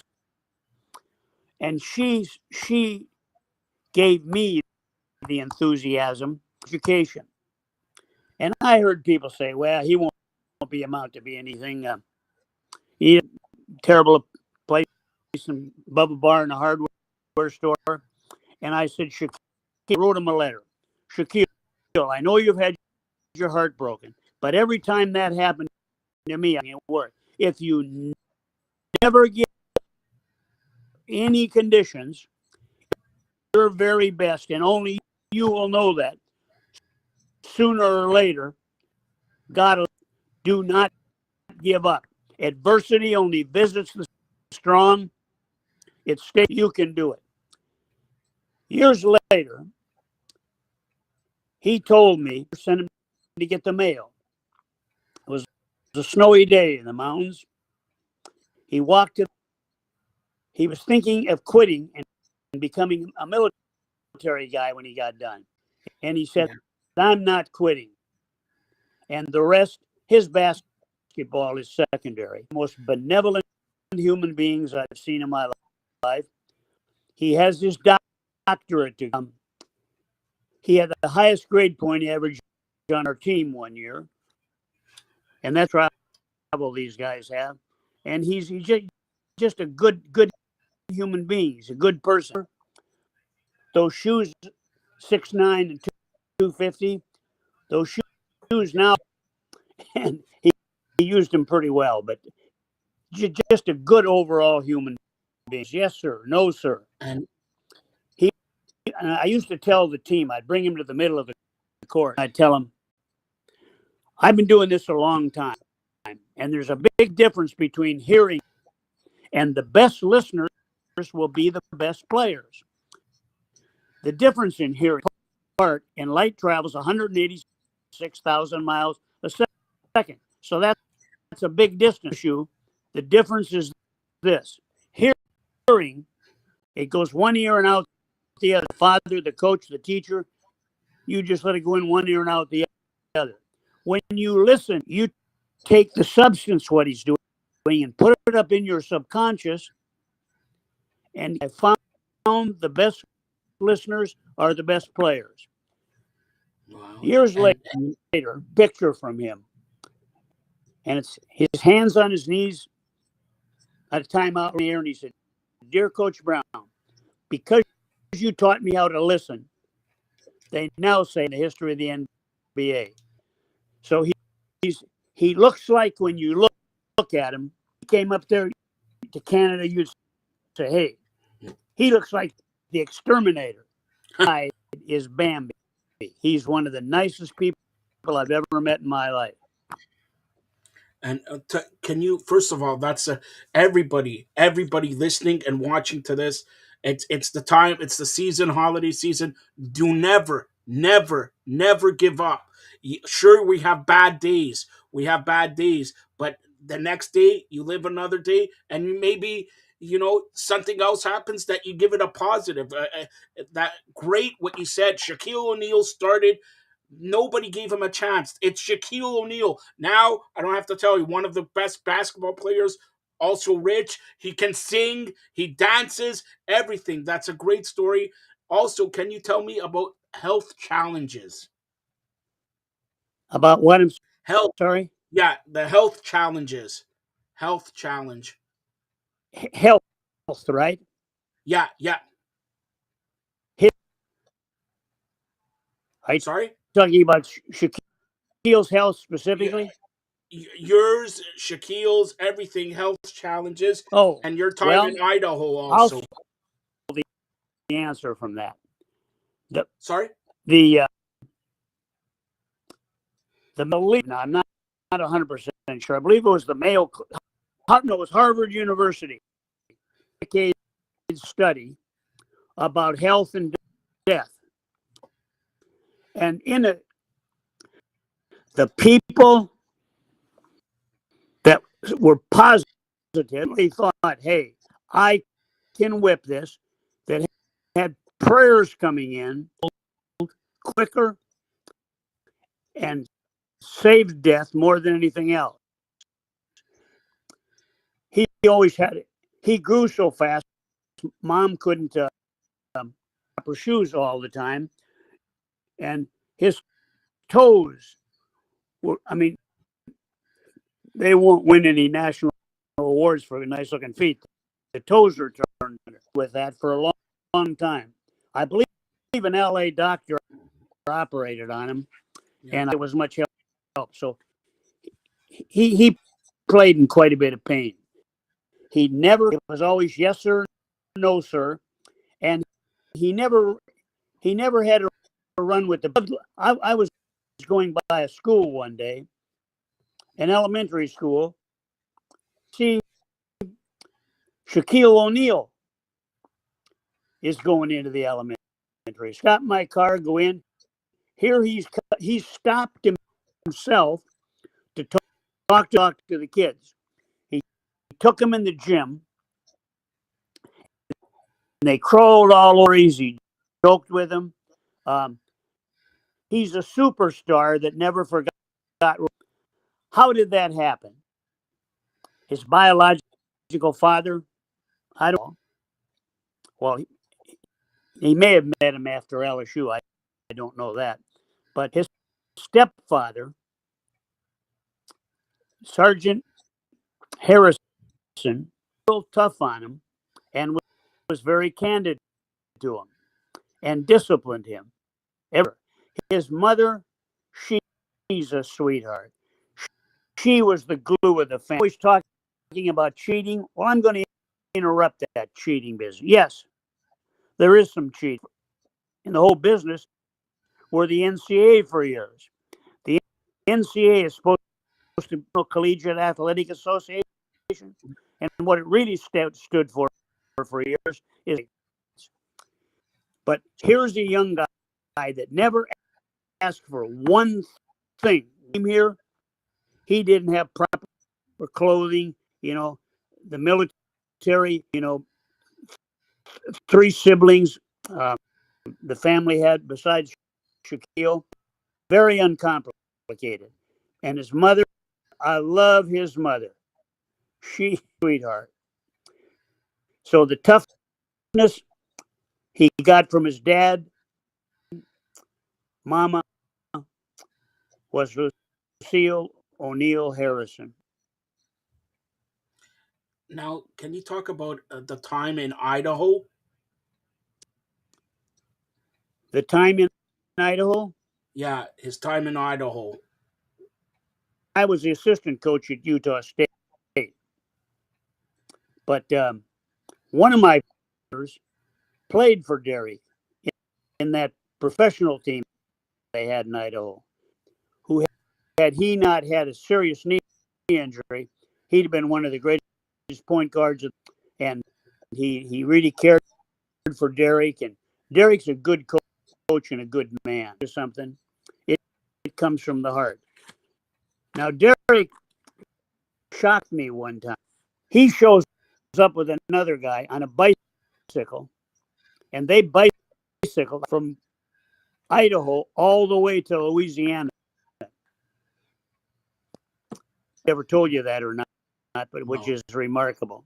But to get back to failure, Bob Richards, who won the decathlon champion gold medal in the pole vault boxer, he's dear friend of mine. And he told me one time, Dale, he talks about IQ, intelligence quotient. He said, that's not nearly as important as F. I said, FQ, what's FQ? Failure quotient. If you look back, sports, in television, in radio, whatever, He said the people that have yours, he have a great FQ.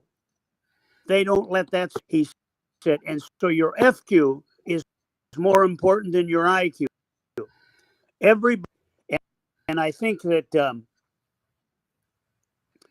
I think it was Muhammad Ali's. He said, "Defeat." How do you say that? Defeat is only a word. It's not what happens if you think positive, something like that. And that's many times we think everybody that gets ahead, man, this guy got ahead, this girl got ahead. Well, that's not true. You'll find out most people have it very, very.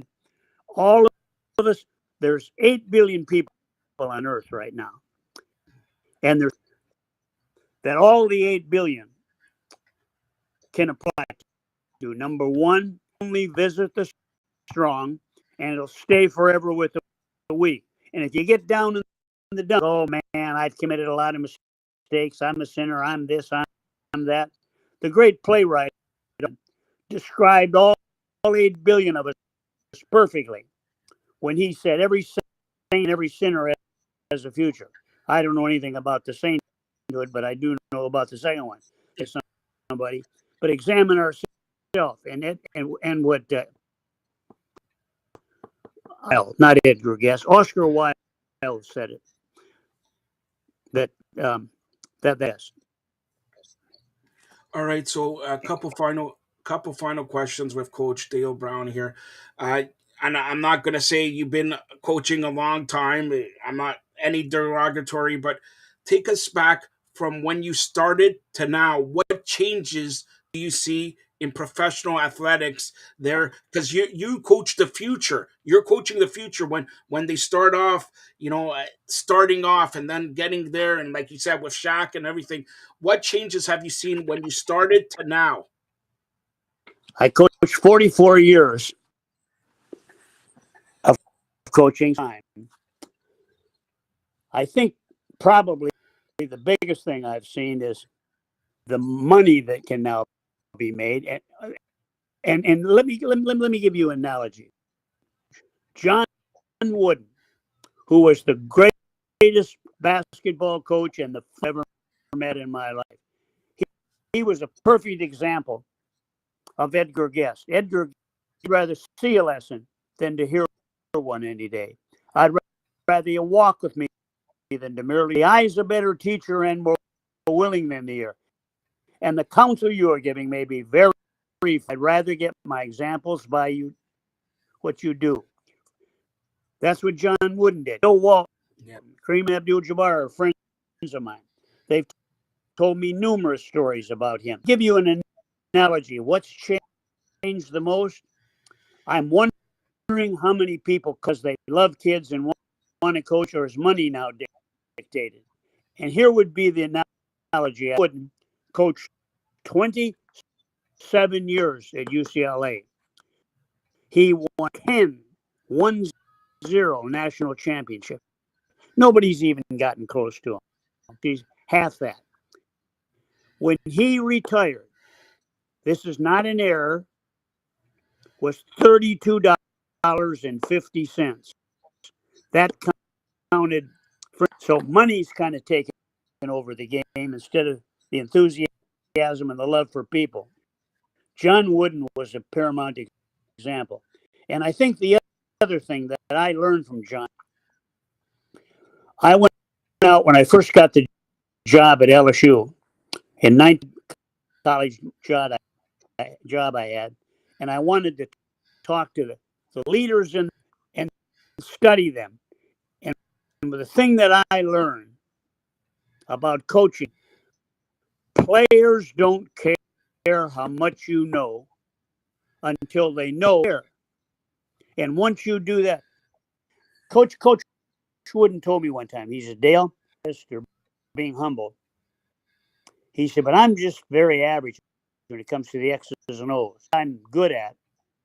I get the kids' heart, and they believe in me. And if he could go on and talk, you're older than Methuselah, who was 969. unusual guy. There aren't very many of them.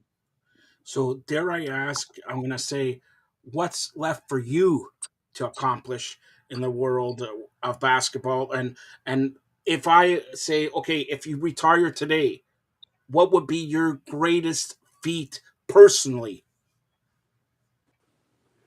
That's an excellent question. How much longer God will have me on earth? I'm 87. John Wooden was 9 being 100. I think the greatest joy I had was to become a head coach. Now, this may sound, oh, that's goody two shoes, that is that. Never, not one time, my goals were a national power. They had 14 out of 18 losing seasons before I got here. 5 years since they won a conference championship. I wanted to make it a national power. I wanted to help young men improve their lives. 85% of the guys have a college degree. And so my goal, as many people as I can, I don't want to be Father Flanagan. I don't think you should publicize, do. St. Francis of Assisi in the 5th century had a great quote, said we should all preach the gospel every day. And if necessary, use words. So it goes back to that poem of Edgar Guest. You want to be a father, a boss, then follow that advice. I'd rather see a lesson than to hear one. They walk with me than to. The eye's a better teacher and than the or giving may be very fine and true, but I'd rather get my examples. But a perfect example of that, I had no father in my life. We had no contact, literally.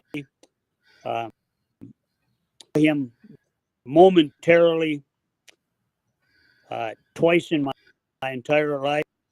My mother was the asset about education, or a moper and a crybaby. You've got to take what's given to you. There's going to be heartache. And then what happened to me, there was an ex-coach. I went to an all-Catholic school at Minot, North Dakota, St. Leo's. We had a nun that was pretty tough and mean, and they were the habits at that time, and she was with it, So when we're walking out of the classroom, one of the guys said, "What do you thought of her?" I used the words, "She's a son of a bitch." And I didn't say it to her. I said it to him. We got to the next class. There's a knock on the door. It's the ex-coach, who's a priest, Father John Hogan. And I could hear him say, Dale. So I went out in the hall, and he kind of pinned me up against the locker and said, "What'd you call sister on the way?" Words. So I tried to con my way. I said, "SOB." You said S. I said, "Well, I swore at her." "You swore at her. What'd you say?" So I told him, and he kind of banged me off the locker. I don't think he really meant the locker or anything, but he banged me off the locker. I had my shirt folded over, and he grabbed. Now I was 17 years old at the time. That's 70 years ago, and me telling, I get almost tears in my eyes. He squeezed the back of my neck and said, "You can make something of your life, and I love you." And he walked down. I'll see him walking down the hall, and I turned to him, and I thought, that's the first that ever told me he loved me. And from that day on, there's not a program I haven't told I love, even though I might have to kick off the team for breaking a rule. 2 and 2 is 4. It's not 5. It's not 6. It's not 3. It can't be 2. I grew up with a good mother and a good ex-coach. All right. So three final questions. Number one, take me through in the lay of a life of Dale Brown here. We all know basketball is your life. Let's put it that way, okay?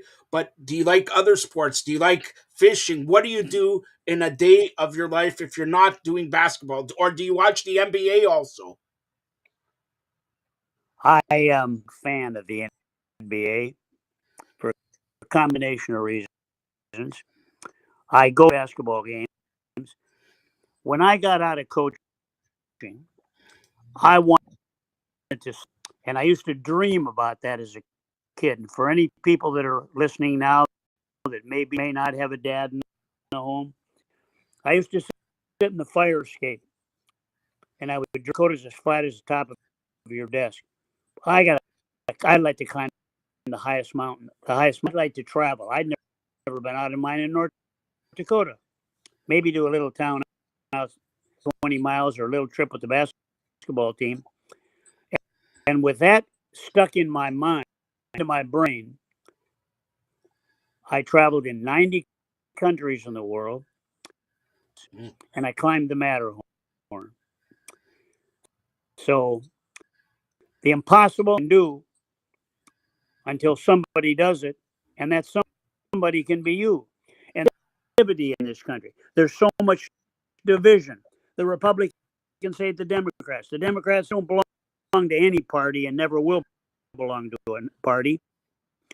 I belong to the human race. I don't judge people by color, by ethnic group, by their religious background, whether they were in prison or not. And it goes back again, what I said, Oscar Wilde, every saint has a past and every sinner has a future. So right now, my goals, I don't do as much public speaking as I did before. I have 3 grandsons.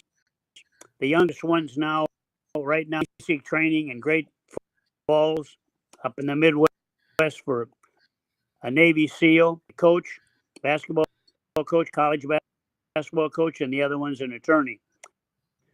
As much time as I can with them. And I've been with the same, thank God, how 63 years. I can't live with myself. Same wife for 63 years. I met on North Dakota border in Columbus, North Dakota. Wow. So I've been blessed and help people as much as I can. There's a lot of, and I'm not talking about parasites. The best charity is what you initiate. When you've got people, I told Shaquille that, and I think he's pretty wise about that.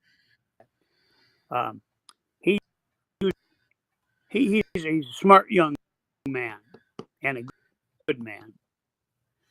So, Coach, 2 final questions here. Since it's the holiday season and everything like that, I'm going to ask, okay? Nobody probably has ever asked.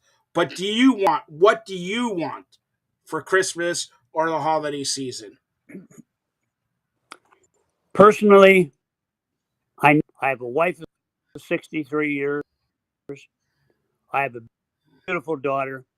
I have players, 160 of them I coached at LSU.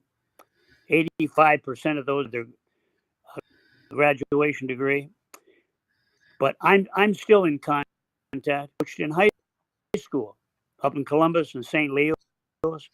I want to help to see, and I'm not trying to be evangelistic because I'm far from that, and I'm to be honest with you. Just to do good and not advertise. We're masters of doing something and then advertising what they do. And I think that's just continue to thank God my health has been for 87. I know I'm 69, so I can count that out. But just to live a full life, help people. Also, I think something else is very important for all of us. Evil can only flourish when good men do nothing.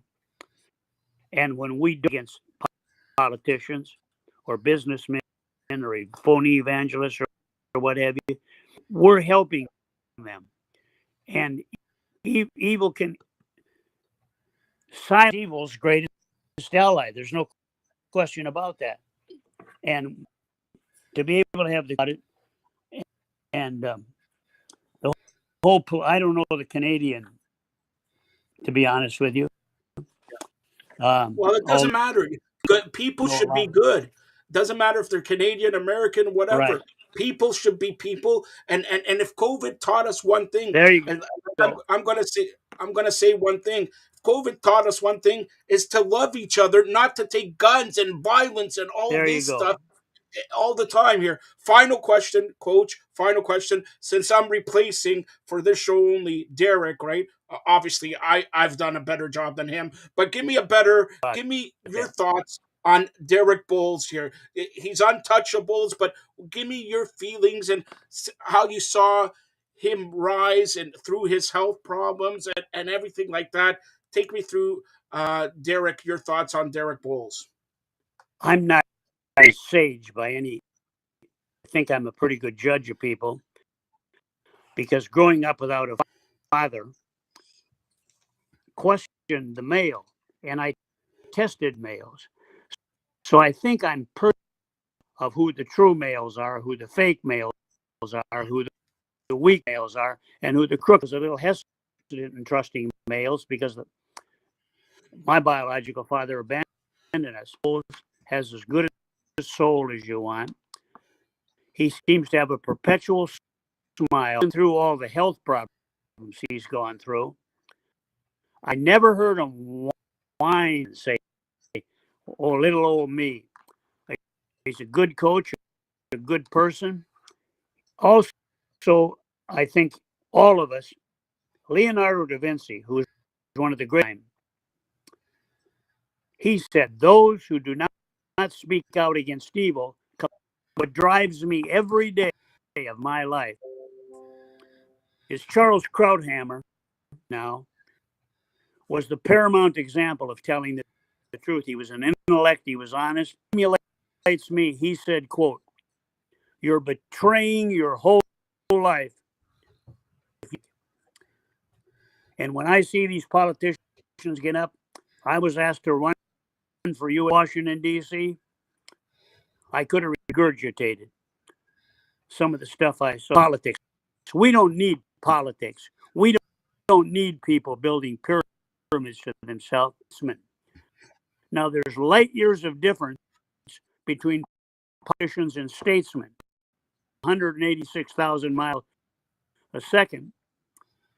So even a dumb guy from North Korea, I can figure that out. We just need more good people speaking. And quickly, one final thought. You coached so many players, right? I'm going to ask you, who was your favorite player you coached? I could not, this isn't being, give you one player. Okay, give me 5. I could give you a list. I could give you a list of a lot of them. Okay. The reason, and this isn't some magic prescription magic wand I way, but when I recruited kids, obviously the schedule we playing Duke, playing North Carolina, playing Kentucky, playing Kansas, we tried to. Our league itself was tough enough. But when I went to see him, his actions on the floor, how did he treat his coach? How did he treat his... I always tried to think to myself, I want that to babysit Arter. And to be honest with you, not trying to sound self or holy at all, because I'm far from that, but there were numerous that had the talent, but I just didn't think had the character. You don't have to be a canonized saint to have coached here. I'd have never gotten the job. I don't mean it that way.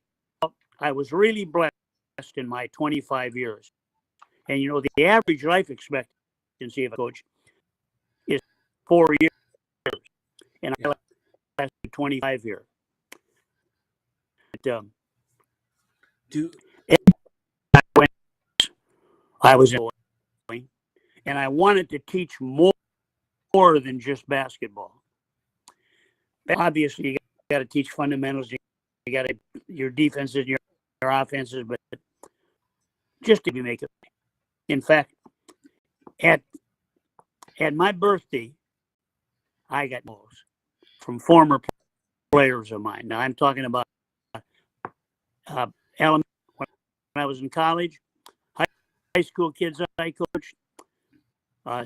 When I was a state in Washington State, and the head coach, I got 98 calls from my birthday, emails or messages that wish me happy birthday. So everybody's got a winner. You're going to get fired, but Now, final question, Coach. Sorry. You, by the way, I'm not stroking the interviewer.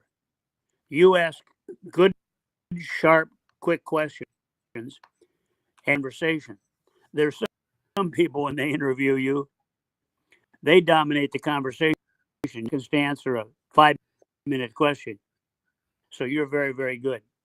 Well, thank you. That means a lot to me, and especially with no show prep. Put it that way. But here it is. Do you talk to other coaches like Jim Boeheim and Krzyzewski and all that? And if you do they teach you or tell you some stuff that you have used throughout the years? The people I've probably been the closest to, John, 1972. I wanted to find out. Coach then was 3.5 years, 3.5 to 4 years. I wanted to find out this longevity in coaching with success. Who had the great attainment? And I called all those people who had the greatest longevity in the ministry. Norman Vincent Peale. I called him longevity in speaking. The great pole vaulter, gold medal in the Olympics, the catchers. Who had the greatest longevity and success in sports? John Wooden. And they didn't know me from Adam. How would they know me? In fact, when I was applying to get into college, I'd ask for references. And I'd ask the superintendent or the president, hey, I don't have any references. So I called them, and they were so. John Wooden spent 4 days with me. One day, he spent 4 days. Norman Vincent Peale. I went.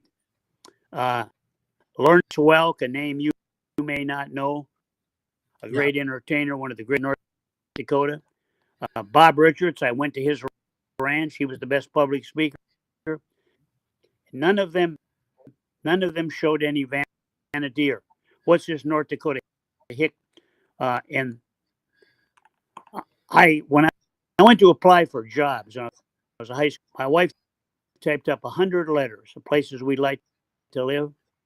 Of the 100 letters, those two people were Liddell Anderson at Utah State, Michigan State. And I said to my wife, that's really rude. People don't answer. They could. And I said, I'll answer every telephone call, every letter. I will not be as rude to them as they were to me. Well, fortunately, I got the assistant job at Utah State. So I'm very, very. And you were fun to interview with. I wasn't bored one second. I'm gonna ask you this. I don't have. I'm going to ask you this, right? I'm going to surprise you here. This is why he's one of the top motivational speaker. But I'm going to surprise you here, okay? When good friend Derek told me we're going to have an interview with you, I went out and purchased a book. All right, the no. 4 hurdles of life. The 4 hurdles of life. By who? Oh By my who? God! That's great. Well, they're pretty simple. And if you notice, the book is simple. We have to in life. There are 4 major hurdles we have to get over.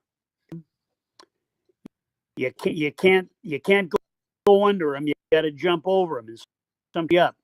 And if we do that, You can be, if I can have success with no references and grow a job on the Saskatchewan border of 700 people, and the 4 hurdles, that's really nice to see. In fact, get my email from Derry, and then send me your address that I think you'll enjoy. And you've been a delight. Well, thanks a lot for that. Get bored very easy, and I wasn't bored once. And you know what? Send me the email of Shaq, because once you reach 100, we gotta have a huge party and let Shaq spend a little dollar each, guys. Okay, you know what we're talking about. Let him spend a little bills, the green bills there. Okay, because he's got more bills. We could have some green bills there. You know what I'm saying? Okay, come on. But final question here. Final question. What more? Like I said, when you give advice to kids, because like I said, you're one of the top motivational speakers, and you see guys now, kids and even older folks and everything like that.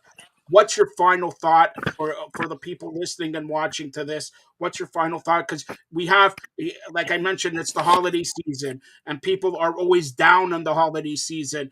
What's your final thought for the people who are watching and listening to this? I think that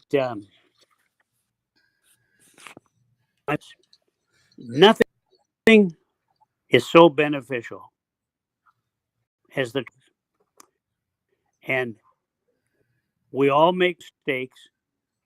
You go back to Oscar Wilde's quote, and just to be somebody else. When you get what you want and struggle for yourself and the world, just go to the mirror and look at yourself and see what that man has to say. For it isn't sweetheart whose judgment upon you must pass.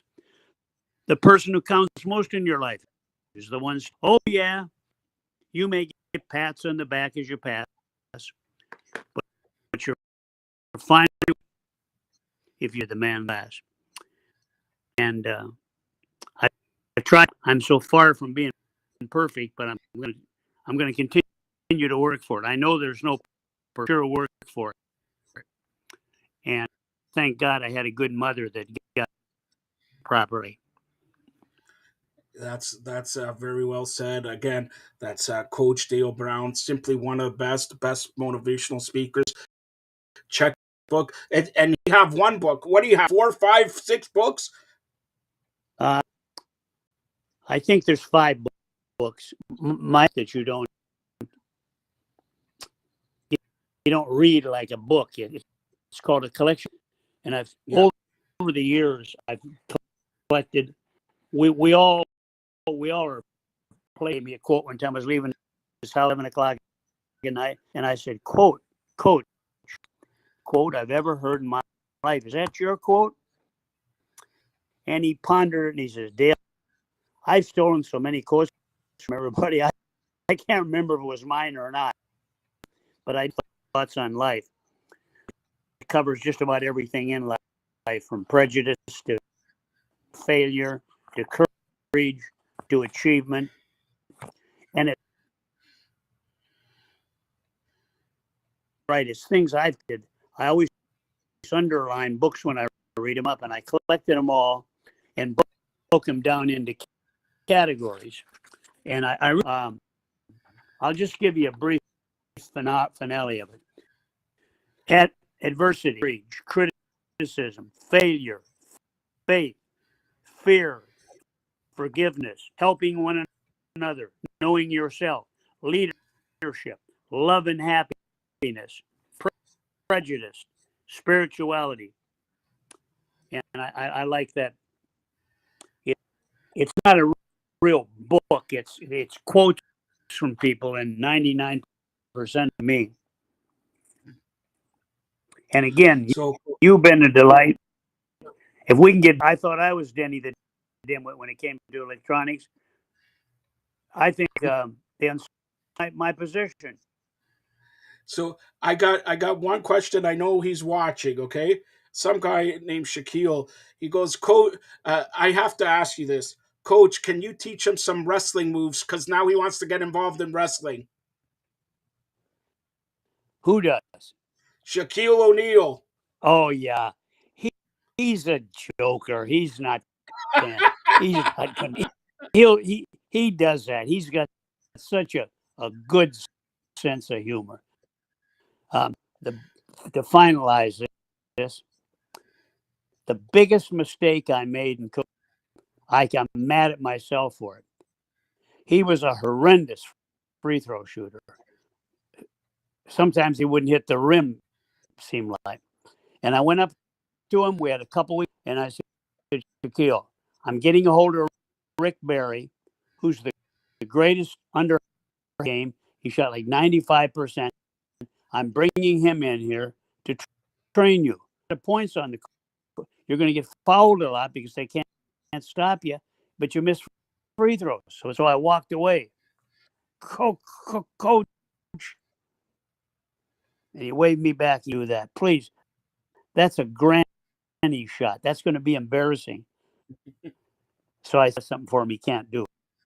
We had a couple weeks left. I said, okay, if you shoot, shooting in the 40s and 50s, if you shoot, and we took coaches, we had them spot where he hit the rim. Did he hit the backboard? Did he swish it? To show them the charts with you. If you can shoot over 70% the last few weeks, now if memory serves me right, I believe he shot 75. I had to give in to my promise, but it was a mistake. I should have done the same thing the next year on the court. He disagrees with me. I think it was he had an operation. I think it was that, but he doesn't think that. Also, his is so big. Like you and I shooting a softball compared to a basketball. You just. But he had a great career, and he's been a wonderful father. He's not also, if you'll notice, afraid to admit his mistakes. Talking about his divorce, that was his fault. He apologizes to his kids, So he's just a good person, and he's got a good mama behind him. And boy, for all the kids that may be listening to this that don't have a dad, listen to mama. She knows far better than we do. That's right. That's right. And simply one of the best interviews I had. That's Coach Dale Brown. Amazing. Go purchase all his books. It's the holiday season. All his books, and read all his books because I know you're gonna get something from it. Any last comments here to the fans here, Dale? You go ahead. Commentary. Sorry. Boy, for the Minot Mallards. My pro, a little kid.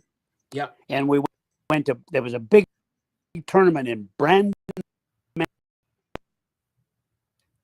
Familiar with the baseball up there? Yes. And it's Brandon's in Manitoba. Yes, Brandon, Manitoba. Okay. Just outside of Winnipeg. Well, I'm the bat boy. Guess who was pitching for the Brandon? Guess who the pitcher was? Wayne Gretzky. Page. Sorry? Satchel Paige. Oh, Satchel Paige. Wow. All time. Wow. And it's, you know what? You're obviously, you know everything about basketball, but did you ever want to try out or coach or be something in another sport? Sports, football, basketball, track and field, baseball. Roger Maris was a friend of mine in North Dakota. And I really loved it. But I might be the worst hitter in the history of baseball. Now, never struck. I'd get hit purposely. I was pretty big for a baseball player, 6'3", 210. And I knew I didn't strike up, but I always hit the ball to somebody or fouled it. I'd get up there and try to get hit in the shoulder, or the back, or the knee, or something. But a good friend of mine, and you know who was even worse at baseball? Me? You know who was worse at baseball? Derek Bowles. Who? You ever see him hit? Oh my gosh. No. Who is that? Derek was one of the worst baseball players. Oh, Derek. Told me when he first met me. I thought he was a humble guy, but he told me when I said, Derek, my friends all call me Derek the Great or the Great Derek, if you wouldn't mind doing that. I didn't do it because I didn't never call him that. But that's what he told me. So that's the kind of guy. I'll tell you now what. You get my email from. Yes. I'll get the email, and you know what? A lot of people should call you the Great Coach Dale Brown. Thanks a lot, just Coach. An old North Dakota hick that got a break in life. An absolute delight. How big a listening audience do you have? Well, thanks to that is a worldwide exclusive. He never comes on, does interviews, especially with an independent company. That's LSU basketball head coach Dale Brown. All right. So that concludes another edition of Game Time. We had over 2 hours and a half yesterday of Fired Up Live, 2 hours, 45 minutes of Game Time. Tomorrow, a special female empowerment movement takes center stage with our holiday concert. Yes, join Shauna Brown, join Martina Barnett, and Courtney Riddle with favorite holiday tunes for Christmas, for Hanukkah. Check it out tomorrow here on the Fired Up Network, also FAM. And we'll be replaying it on Christmas night as well.